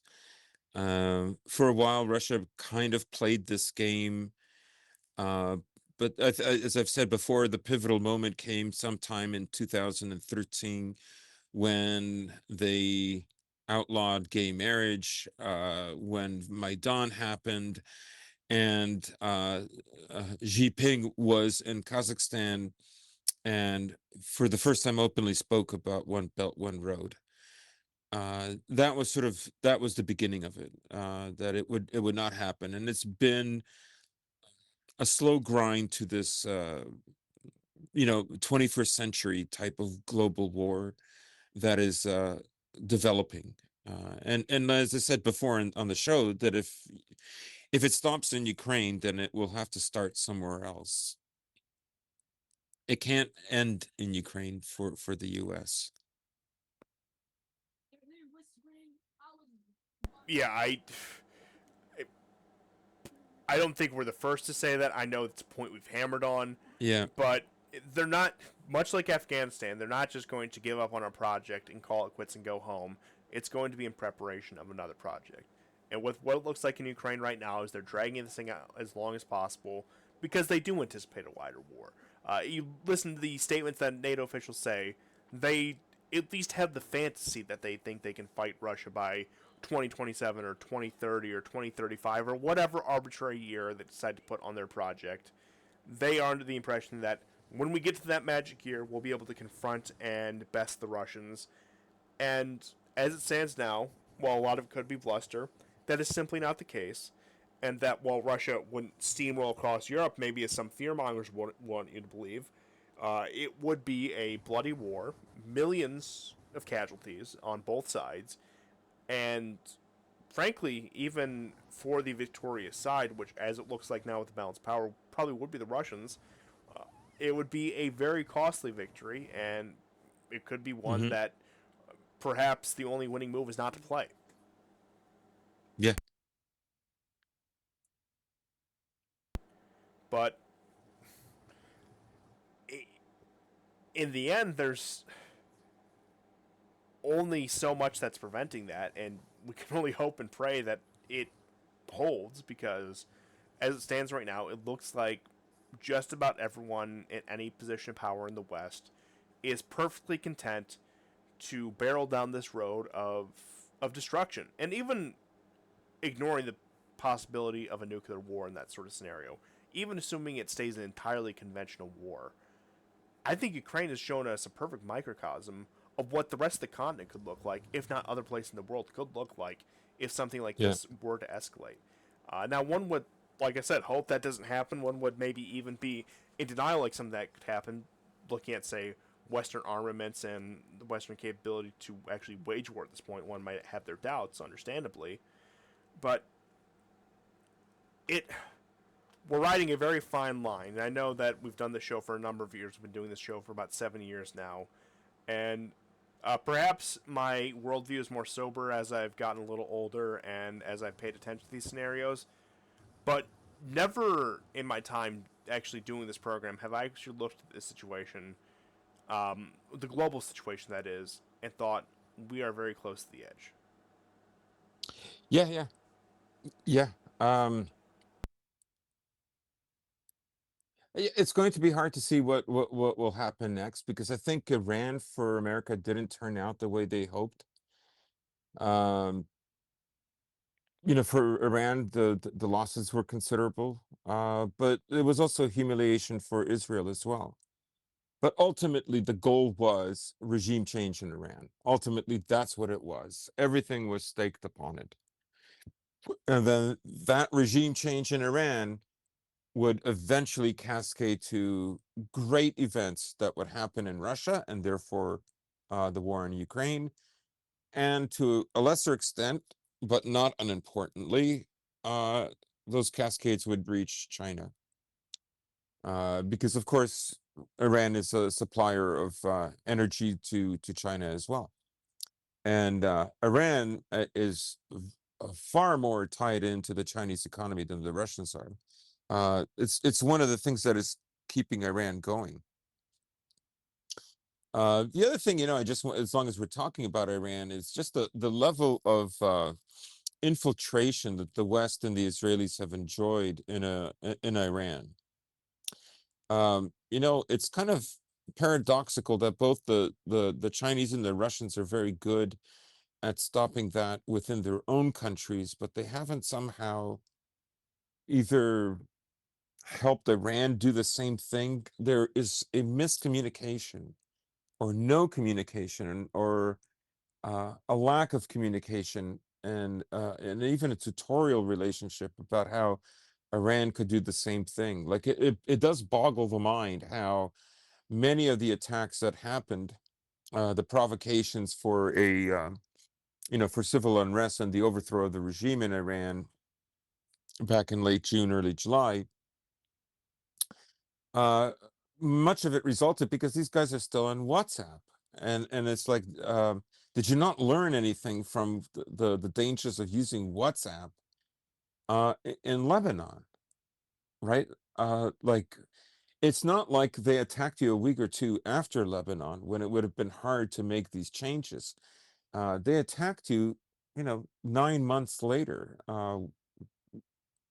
In any case, I'm very sure also the IAEA is basically like a spy agency. Oh, that's effectively I'm very confirmed. sure that those guys actually gave the Israelis and the Americans the coordinates where they could kill, um, Iranian scientists and their families. I don't. Yeah, I don't think that's even up for debate at this point. But what I did find interesting in the situation in Iran is how many Afghan refugees for that matter, Yes. were collaborators, and the point where it did result in the expulsion of tens, if not hundreds of thousands of Afghans from Iran as a response to this. And we're talking about a nation that, for 40 years, since the Soviet invasion, had taken these people in. And some of these people were second or third generation there. Some of them were more recent arrivals. And even after having been taken in by the Iranians, who were under no obligations, we've seen with recent expulsions, to take them in, they still became collaborators. Now, I have no Yeah. doubt that a significant amount of that is people who were embedded in American networks during the American intervention in Yes. Afghanistan. Yes. But there were others who were not, who were picked up and who were recruited for these operations. And I mean, what more can you say when it comes to the so-called plight of the Afghan refugees? I'm not saying Afghanistan is any sort of developed nation, any sort of place I would want to live. But if they are going to act like this in exile, then why not expel these people? Why harbor these people from the Taliban? Why harbor these people from anyone if this is the repayment that they are going to give you? And I think perhaps this should serve as a lesson to Pakistan, which I know itself had begun the deportation of a number of Afghans over the past couple of years here, or any of the other neighboring countries that host a significant amount of Afghan refugees, like any of the Central Asian states, like so Iran, Pakistan, would be the main ones there. But any country that hosts a significant amount of these people, especially with the number of American collaborators who would have been embedded in that system, I think that should give them a real sense of pause. And that perhaps so-called the Gladio B, which was the Central Asian side of the operation, is alive and well. Because I think we've learned that the main Gladio program, with the conduct of the war in Ukraine, never went away. It's alive and well. It's firing on all cylinders. And that its sister programs and other covert programs like this probably were not abolished during the Cold War, after the Cold War, probably didn't even go dormant after the Cold War. And that these organizations have just been lying in wait for these kind of operations for decades, perhaps. Yeah. But I guess what we could close the show on, because we're coming up on the 2-hour mark next here, is do you want to relitigate Epstein? Because I feel like everyone's doing it. Sure, if you want. Yeah.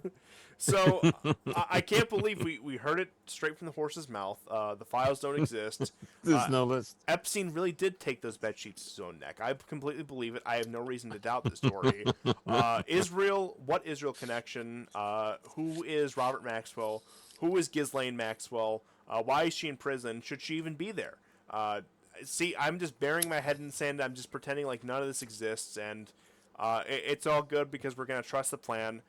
They have the files. Pam Bondi has the files on her desk. We're going to get them released. The first batch of files, but they're all gone. Now, Right. let me take a more serious tone with this because it is a serious situation. Perhaps it was too much affinity for Trump that is now gone, and I think this was the final straw after a number of issues. But I was willing to give Donald Trump the benefit of the doubt that he was probably not implicated in anything depraved in these files. That, yes, he did maintain a friendship with Epstein because that's what powerful people did.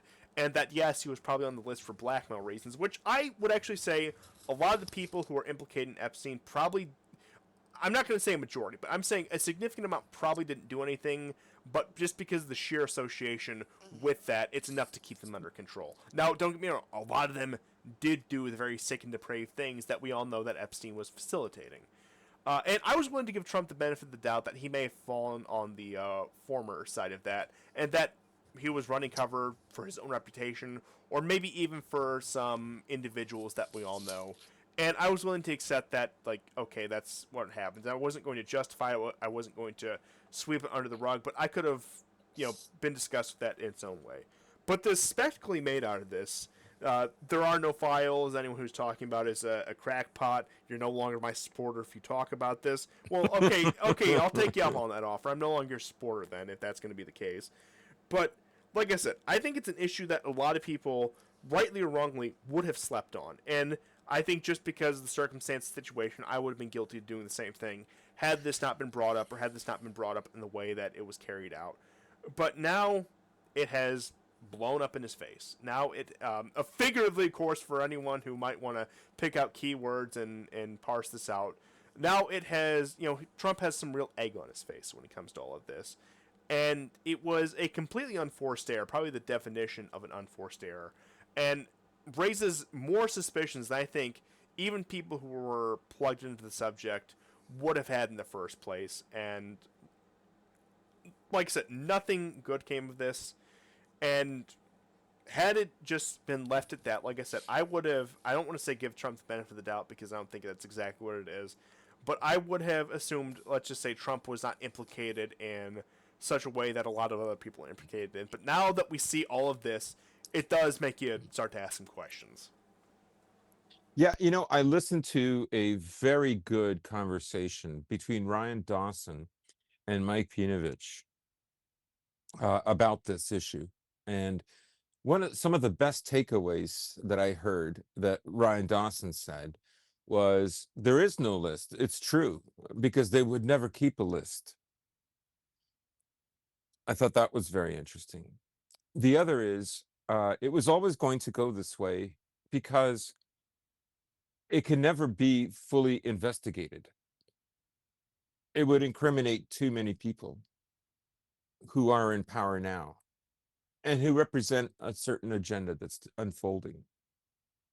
So, in many ways, this was always going to be the likelihood, the outcome of everything that Trump promised was going to be a contradiction. But it was what he needed to get elected, right? And now Ghislaine Maxwell is being moved to a lower security prison. She'll be freed eventually. And this woman is an evil bitch. She raped some of these girls. She is bi or lesbian. So it wasn't just Epstein himself that was responsible for Oh this. no, it was a whole operation. I would actually argue that Epstein was more the face. He was the smarm and charm guy. Where I think Maxwell and her associates, who were tied probably to all the usual suspects, were the ones who were really involved in the depravity. Not to say that Epstein wasn't, but I think in terms of like when you get into the really like deep dark stuff, it's going to be Maxwell and the people she particularly surrounded herself with, and that yeah, Epstein, he's important. He deserves all the condemnation in the world, but he's just the face of this operation.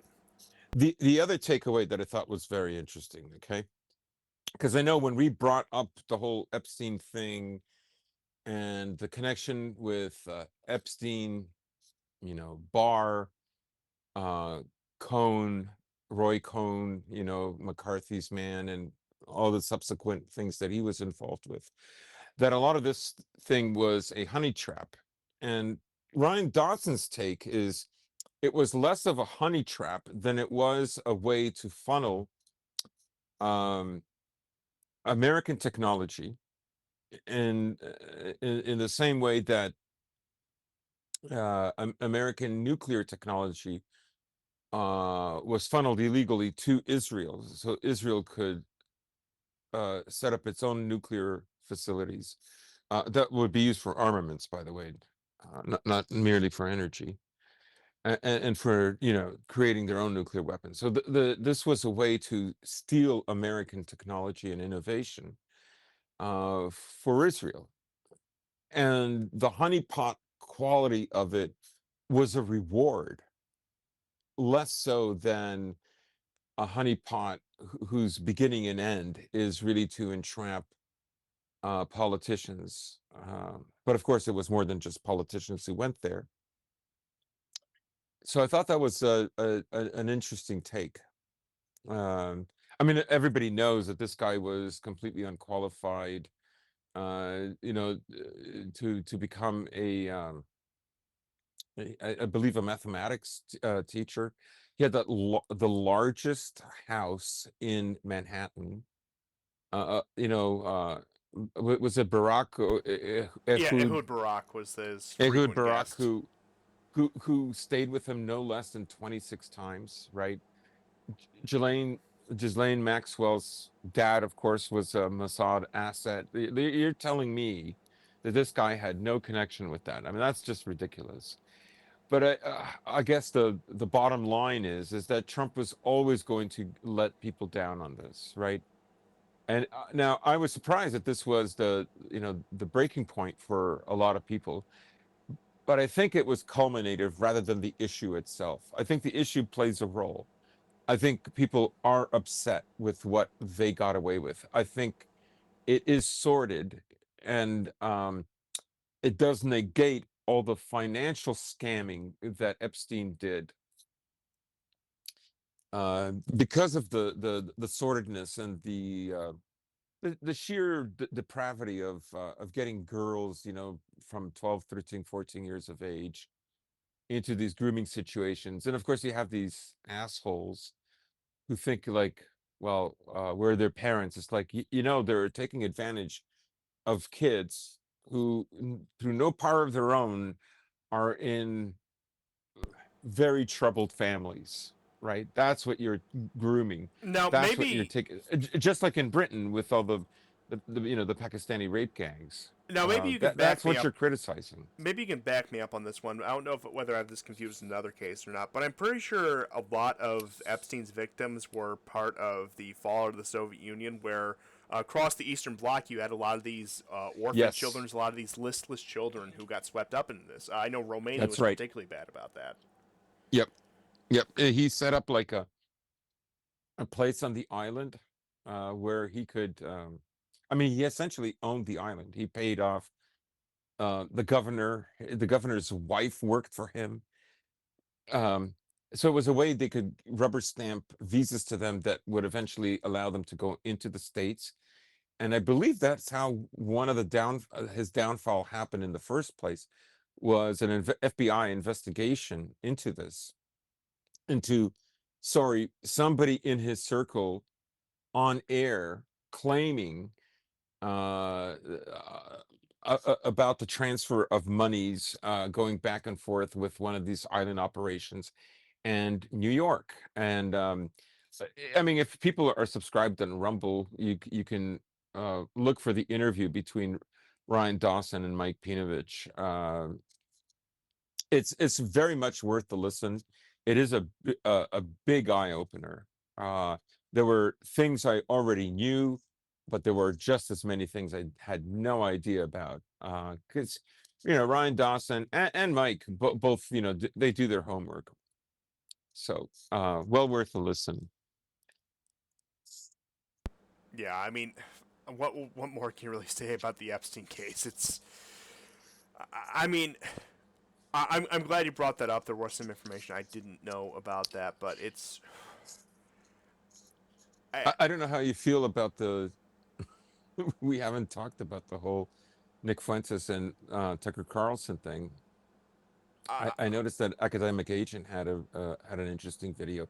Even people who have ignored all of this in my life are now like posting me videos about what has happened, including the video by AA. yeah, Uh, I don't know that whole situation. Like I'm tangentially aware of it. I haven't looked too much into it, but I do think the whole thing is strange. But also when it comes to just the claims about Tucker Carlson himself, putting aside anyone's opinion on any, you didn't know his uh, dad was in the yeah, CIA. putting aside anyone's opinion on any personality or figure previously mentioned. I mean, okay, number one, how do you not know that your own father's in the CIA or at least involved in some sort of business like that, some sort of lifestyle like that? Number two, I remember the moment in the in the Putin interview. It's like, oh hey, didn't you apply for the CIA? which really took Tucker back, and that I don't think it's like it's interesting that's being brought to the fore, and I think it is something legitimate to be brought to the fore when it comes to Tucker Carlson's very, I suppose you could say, elite background, Yeah, and it does make you wonder. Even okay, why is he saying what he's saying? Now you can look at that, and as you can look with anyone, and think that yes, good points are being made here. Perhaps it's useful that somebody like this is coming out and saying stuff like this, whether that be just like I said, just about anyone. But you do sometimes have to question motivation. Like for example, why does Tucker Carlson act like such a renegade? Why does he? Why is he outspoken on all these issues? Could it be he's containment? Does containment even work in our current media climate, in our current climate with the internet? And that reminds me, I want to bring up something about this push for Real ID after we get past this to close out the show, because I think that's also another topic that does need some discussion with the way things are going. But it does make you wonder, like, okay, well, what's the game here? How much is containment? How much is legitimate? Why are certain things allowed to be said now? Why are people doing these 180s? And I'll be honest, like I said, interesting, but it all comes off as very strange. Hmm. I mean, it could be that Tucker Carlson is, is part of an elite faction that is that think Israel is becoming a hindrance. They're not going to cut Israel off, No, of course but not. that Israel may have gone too far, and that some kind of criticism of Israel is necessary in order to keep the idea alive that they're two separate entities, maybe to thwart Israel, but nothing on the ground will be done. So in that sense, it's containment as long as the American people believe that criticism of Israel is still possible, right? Uh, of course, his attack on Fuentes is, and with the Candace Owens interview, is still something that was, I suppose, unnecessary, or maybe you could look at it this way. It's they need to play this delicate role where they can criticize Israel, but it have in no way an association with Fuentes, right? But Fuentes' video on Rumble, where he takes down Tucker, is nonetheless very good. Uh, he, as they say, he has all the receipts, especially what Tucker had already said. You know, the Putin interview aside, that he knew actually his dad was in the CIA, and then with Candace Owens, he's saying he didn't know. Right? There's a lot of inconsistencies there, and who knows? Maybe this could ruin the Tucker Carlson brand if he remains silent on it. If he doesn't address it. Um, and of course, some people have speculated that both Fuentes and him are feds. I don't know. I, I, I, I, I mean, I would have to bet that Tucker Carlson is the more likely Fed if you had to choose one. yeah, I mean, it's a dubious accusation in and of itself because the way people align themselves with power, align themselves against power, and who has connections to the feds and whatnot. Yeah, there's a million different speculations you could make, but I mean, Tucker Carlson is through and through at least a child of the establishment. He might be slightly outside of it now because of some of his more controversial opinions or the fact that he is willing to maybe set himself aside or even be the designated controversial voice. But it, like I said, to uh, outright come out and say like anyone like X, Y, or Z is Fed, I think is always a very dubious accusation is the word I could put to it. But I mean, it's interesting nonetheless that this is like you said, where people who would not have even mentioned this in the first place would have brought it up, and I will fully concede that pretty much most of what I know about this does come from Academic Age, and I do think that I would recommend his video on it as well. I think he does lay out Yeah. that situation for anyone who would want to look further into it. But yeah, I do think it's bizarre that like it's just out of nowhere, like just going to lodge this attack. And I mean, I do have to admit, Tucker Carlson is one of those figures that keeps me going back and forth. Sometimes I see some stuff he does, and I think, oh, that's really good, that's really interesting, and this is a valuable voice. And then other times, especially when it comes into some of the more like, just like the low hanging fruit content, where once again, I think with that Candace Owens interview, I didn't bother watching it, but one of the main points was that is Macron's wife actually a cross dresser, whatever Yeah. the claim was. Like sometimes it just It's delves. just one notch above Alex Jones, right? Like Yeah, where yeah, he'll say 9 out of 10 things that are true, and then he'll do something that's so stupid, and it's there to discredit him. He does it willingly, just how like her obsessing over Macron's wife. Like, is it not enough that like she's in her 30s and he's like 15, and she's going after this boy? Like, why do you have to get into like she's probably a man? Like you can't prove it. um it makes you sound crazy. it just discredits you. Like it. I mean, I guess for some people, it's never enough. Let me just put it this way: it's a pale imitation of the Michelle Obama conspiracy theories, which were actually funny. Yeah. Yes. Yes. They're trying to recapture lightning in a bottle. I think that's the worst part about it. Yeah. But like I said, I've said all I'd say about it. It's definitely an interesting exchange, no matter what side you might end up falling on. But yeah, interesting and bizarre are, I think, the words I would fall back on if I had to just sum it up concisely. Yeah. I mean, my last thing the last thing I'll say about this issue is, if there's even the remote possibility that the direction that the U.S. is in can, if the direction can be changed, it will have to come from some kind of renegade elite. It's not going to bubble up from the masses. And I think that's where, like, the phrase, "Oh, he's a Fed," like, I mean that has some cachet. It is important sometimes, but ultimately, if it's even remotely possible to change America's direction from within, and I say if, it will have to come from a kind of elite that go renegade. Um, so it may be a bit of a moot point. However, you do have to wonder about Carlson. Tucker Carlson is committing some unforced errors. I completely agree with everything you just said. But I do think I'm sorry I have to do this. Guys, we got to come clean. We're the real feds. Oh yeah. This is where your tax dollars are going. Okay, it's not these big media operations. It's the war report. I'm sorry you had to find out this way, but it's time to come clean. Yeah. But speaking of the feds and waste of tax dollars, I don't know how much you know about Britain's push for ID verification and other private companies that are following suit.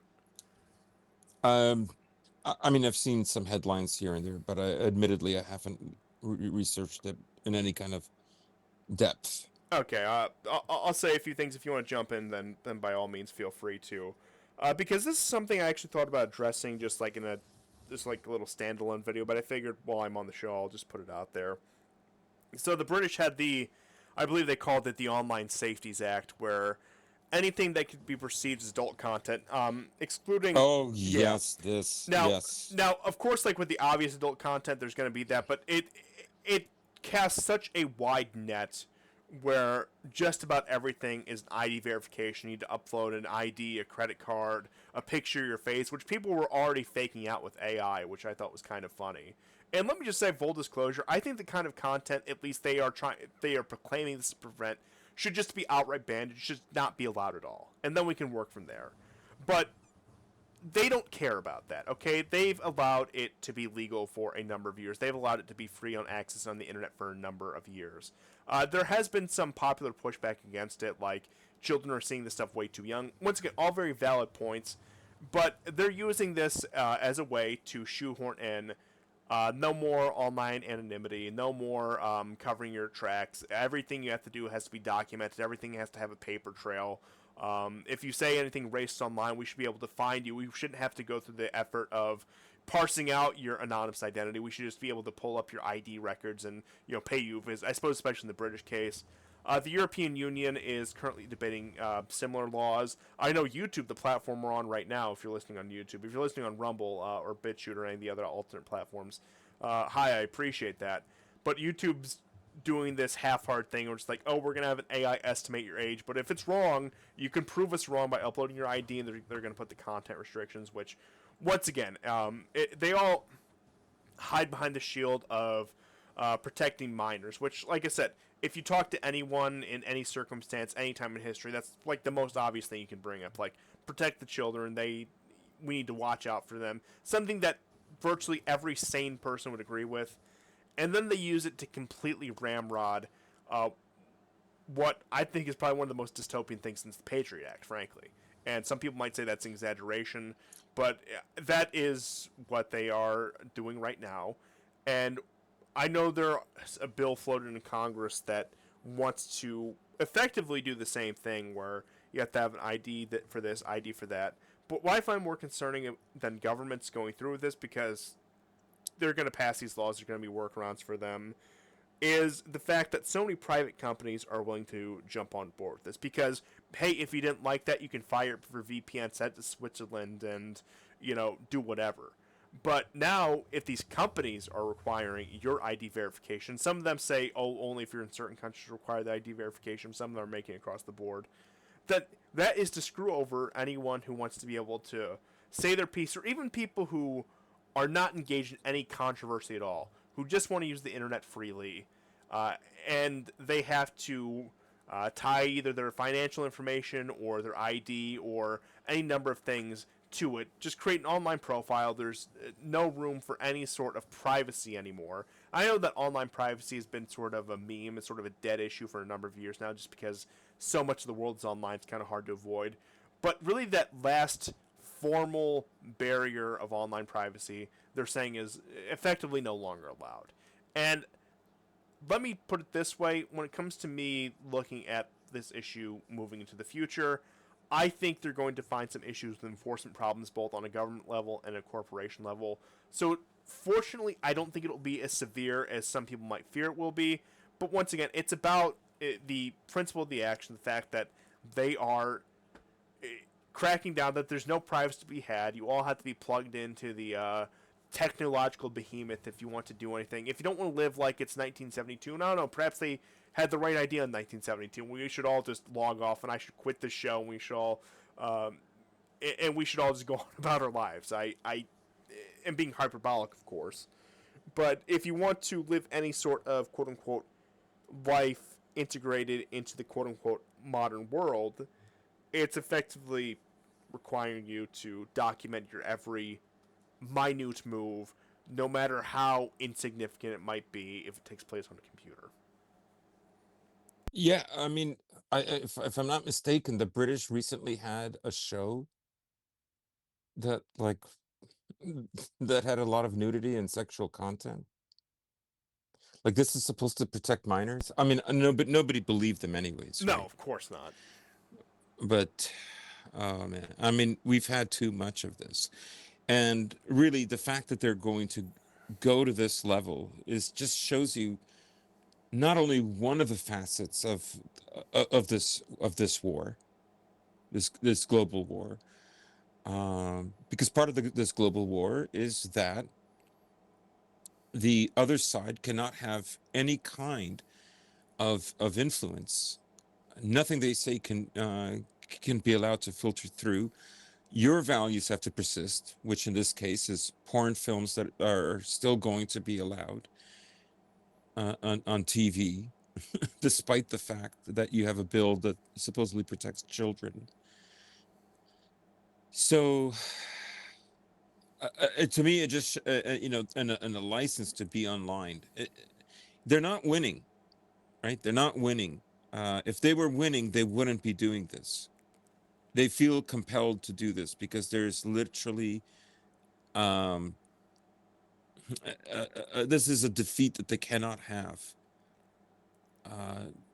Europe capitulating is part of this defeat that they cannot have. Oh, absolutely. Wiping out Gaza, attacking Iran, eventually trying to destroy Iran is part of this. They cannot afford to lose, and that's why you have these new draconian rules. I know I've joked about this before, but at the rate things are going, we are going to have to all set our VPNs to Montenegro, and we're going to have to start doing the show in Serbian. We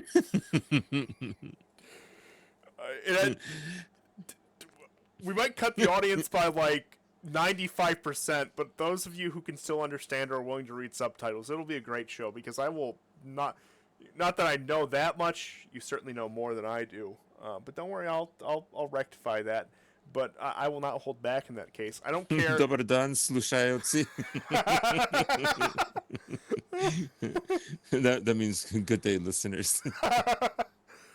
Yeah, but like I said, I do want you guys in. Okay, all seriousness, I do want you guys to know that if there's some sort of issue with whatever policies that say YouTube might implement or whatever, that yes, there's always the alternative platform. Probably the most viable one is Rumble if you want any like actual quality. Yeah. I think I still have a remnant BitChute channel that might do the automatic uploads. I'll look at the other alternative platforms, but even if I'm unable to do the show on this platform, even if I do lose 90% of you just to the fact of the fact that I'm off the biggest platform, I want you guys to know that so long as I am still living and breathing and part of civilization, not hiding in the mountains, I will find some way to do the broadcast, even if it's just once a year, okay? Don't get me wrong, even if it's just once a year, I will still do the show. So I do encourage you guys to look for me on other platforms, and I would say Rumble is probably the most viable alternative. I know this happened a while ago, but yes, we finally did cave. We finally did get on Rumble. I'm not happy about it, but it is what it is. But I've been doing this for almost 10 years. Okay, it's not going to stop now. I'm not going to let some sort of bureaucratic nightmare stop this show. And I will say that looking into some of the policies doesn't look like, oh, if you can't prove your age, you're outright banned. But like once again, there's all the kinds of restrictions on this. Fortunately, I think our show is still tame enough, at least in the early part of it, that the content recognition looks for, where we could probably go under the radar. But I do want you guys to know, and as it's always been this way, under any circumstance under which I cannot continue the show on this platform, it will be elsewhere. And that yes, these laws, I hope they don't hold up. I hope they have major practical barriers to the implementation. But this might be the reality now. And I do urge you, don't fall for the trap. Under no circumstances should you verify your identification. The fact that we put our payment information on the internet is bad enough as it is. And look, I know that we've all done it. At a certain point, it can't be avoided. But when they start demanding photo ID, at that point you say no. Be Amish if you have to. Yeah, absolutely. Well said. Yeah, and like I said, somebody who does the show, and just as somebody who's part of the modern world who spends a lot of time online, it's like, yeah, I would rather throw all this away and melt everything down before I give them even the satisfaction of a glimpse of my ID. Yeah. But that's all I had for pretty much all the topics at hand. I don't know if you had any last minute things you wanted to bring up. No, that's all I've got. Now, I thank you all for bearing with us. I know, like I said, me personally, I left you guys hanging for about 3 weeks. We're very happy to have GSP back, and once again, I want to express on behalf of myself and this entire program condolences for your loss. I know that Thank you. that since you first gave me the news that this has been quite a long process and something that you have told me a great deal about, and I honestly do appreciate that you would turn to some guy that you've only met once and do an online show with about something so serious. And I do, like I said, I trust you. I'm glad, and I hate to pat myself on the back here, but I'm glad that you felt like you could turn to me, and Yeah. it's I do have to say, yeah, I'll reiterate the point I made towards the beginning of the show.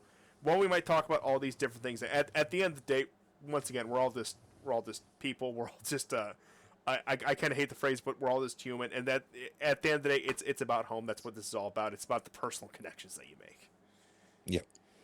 But thank you everyone for tuning into this catching up edition of the War Report, and we will see you guys next time. And goodbye. Goodbye and take care.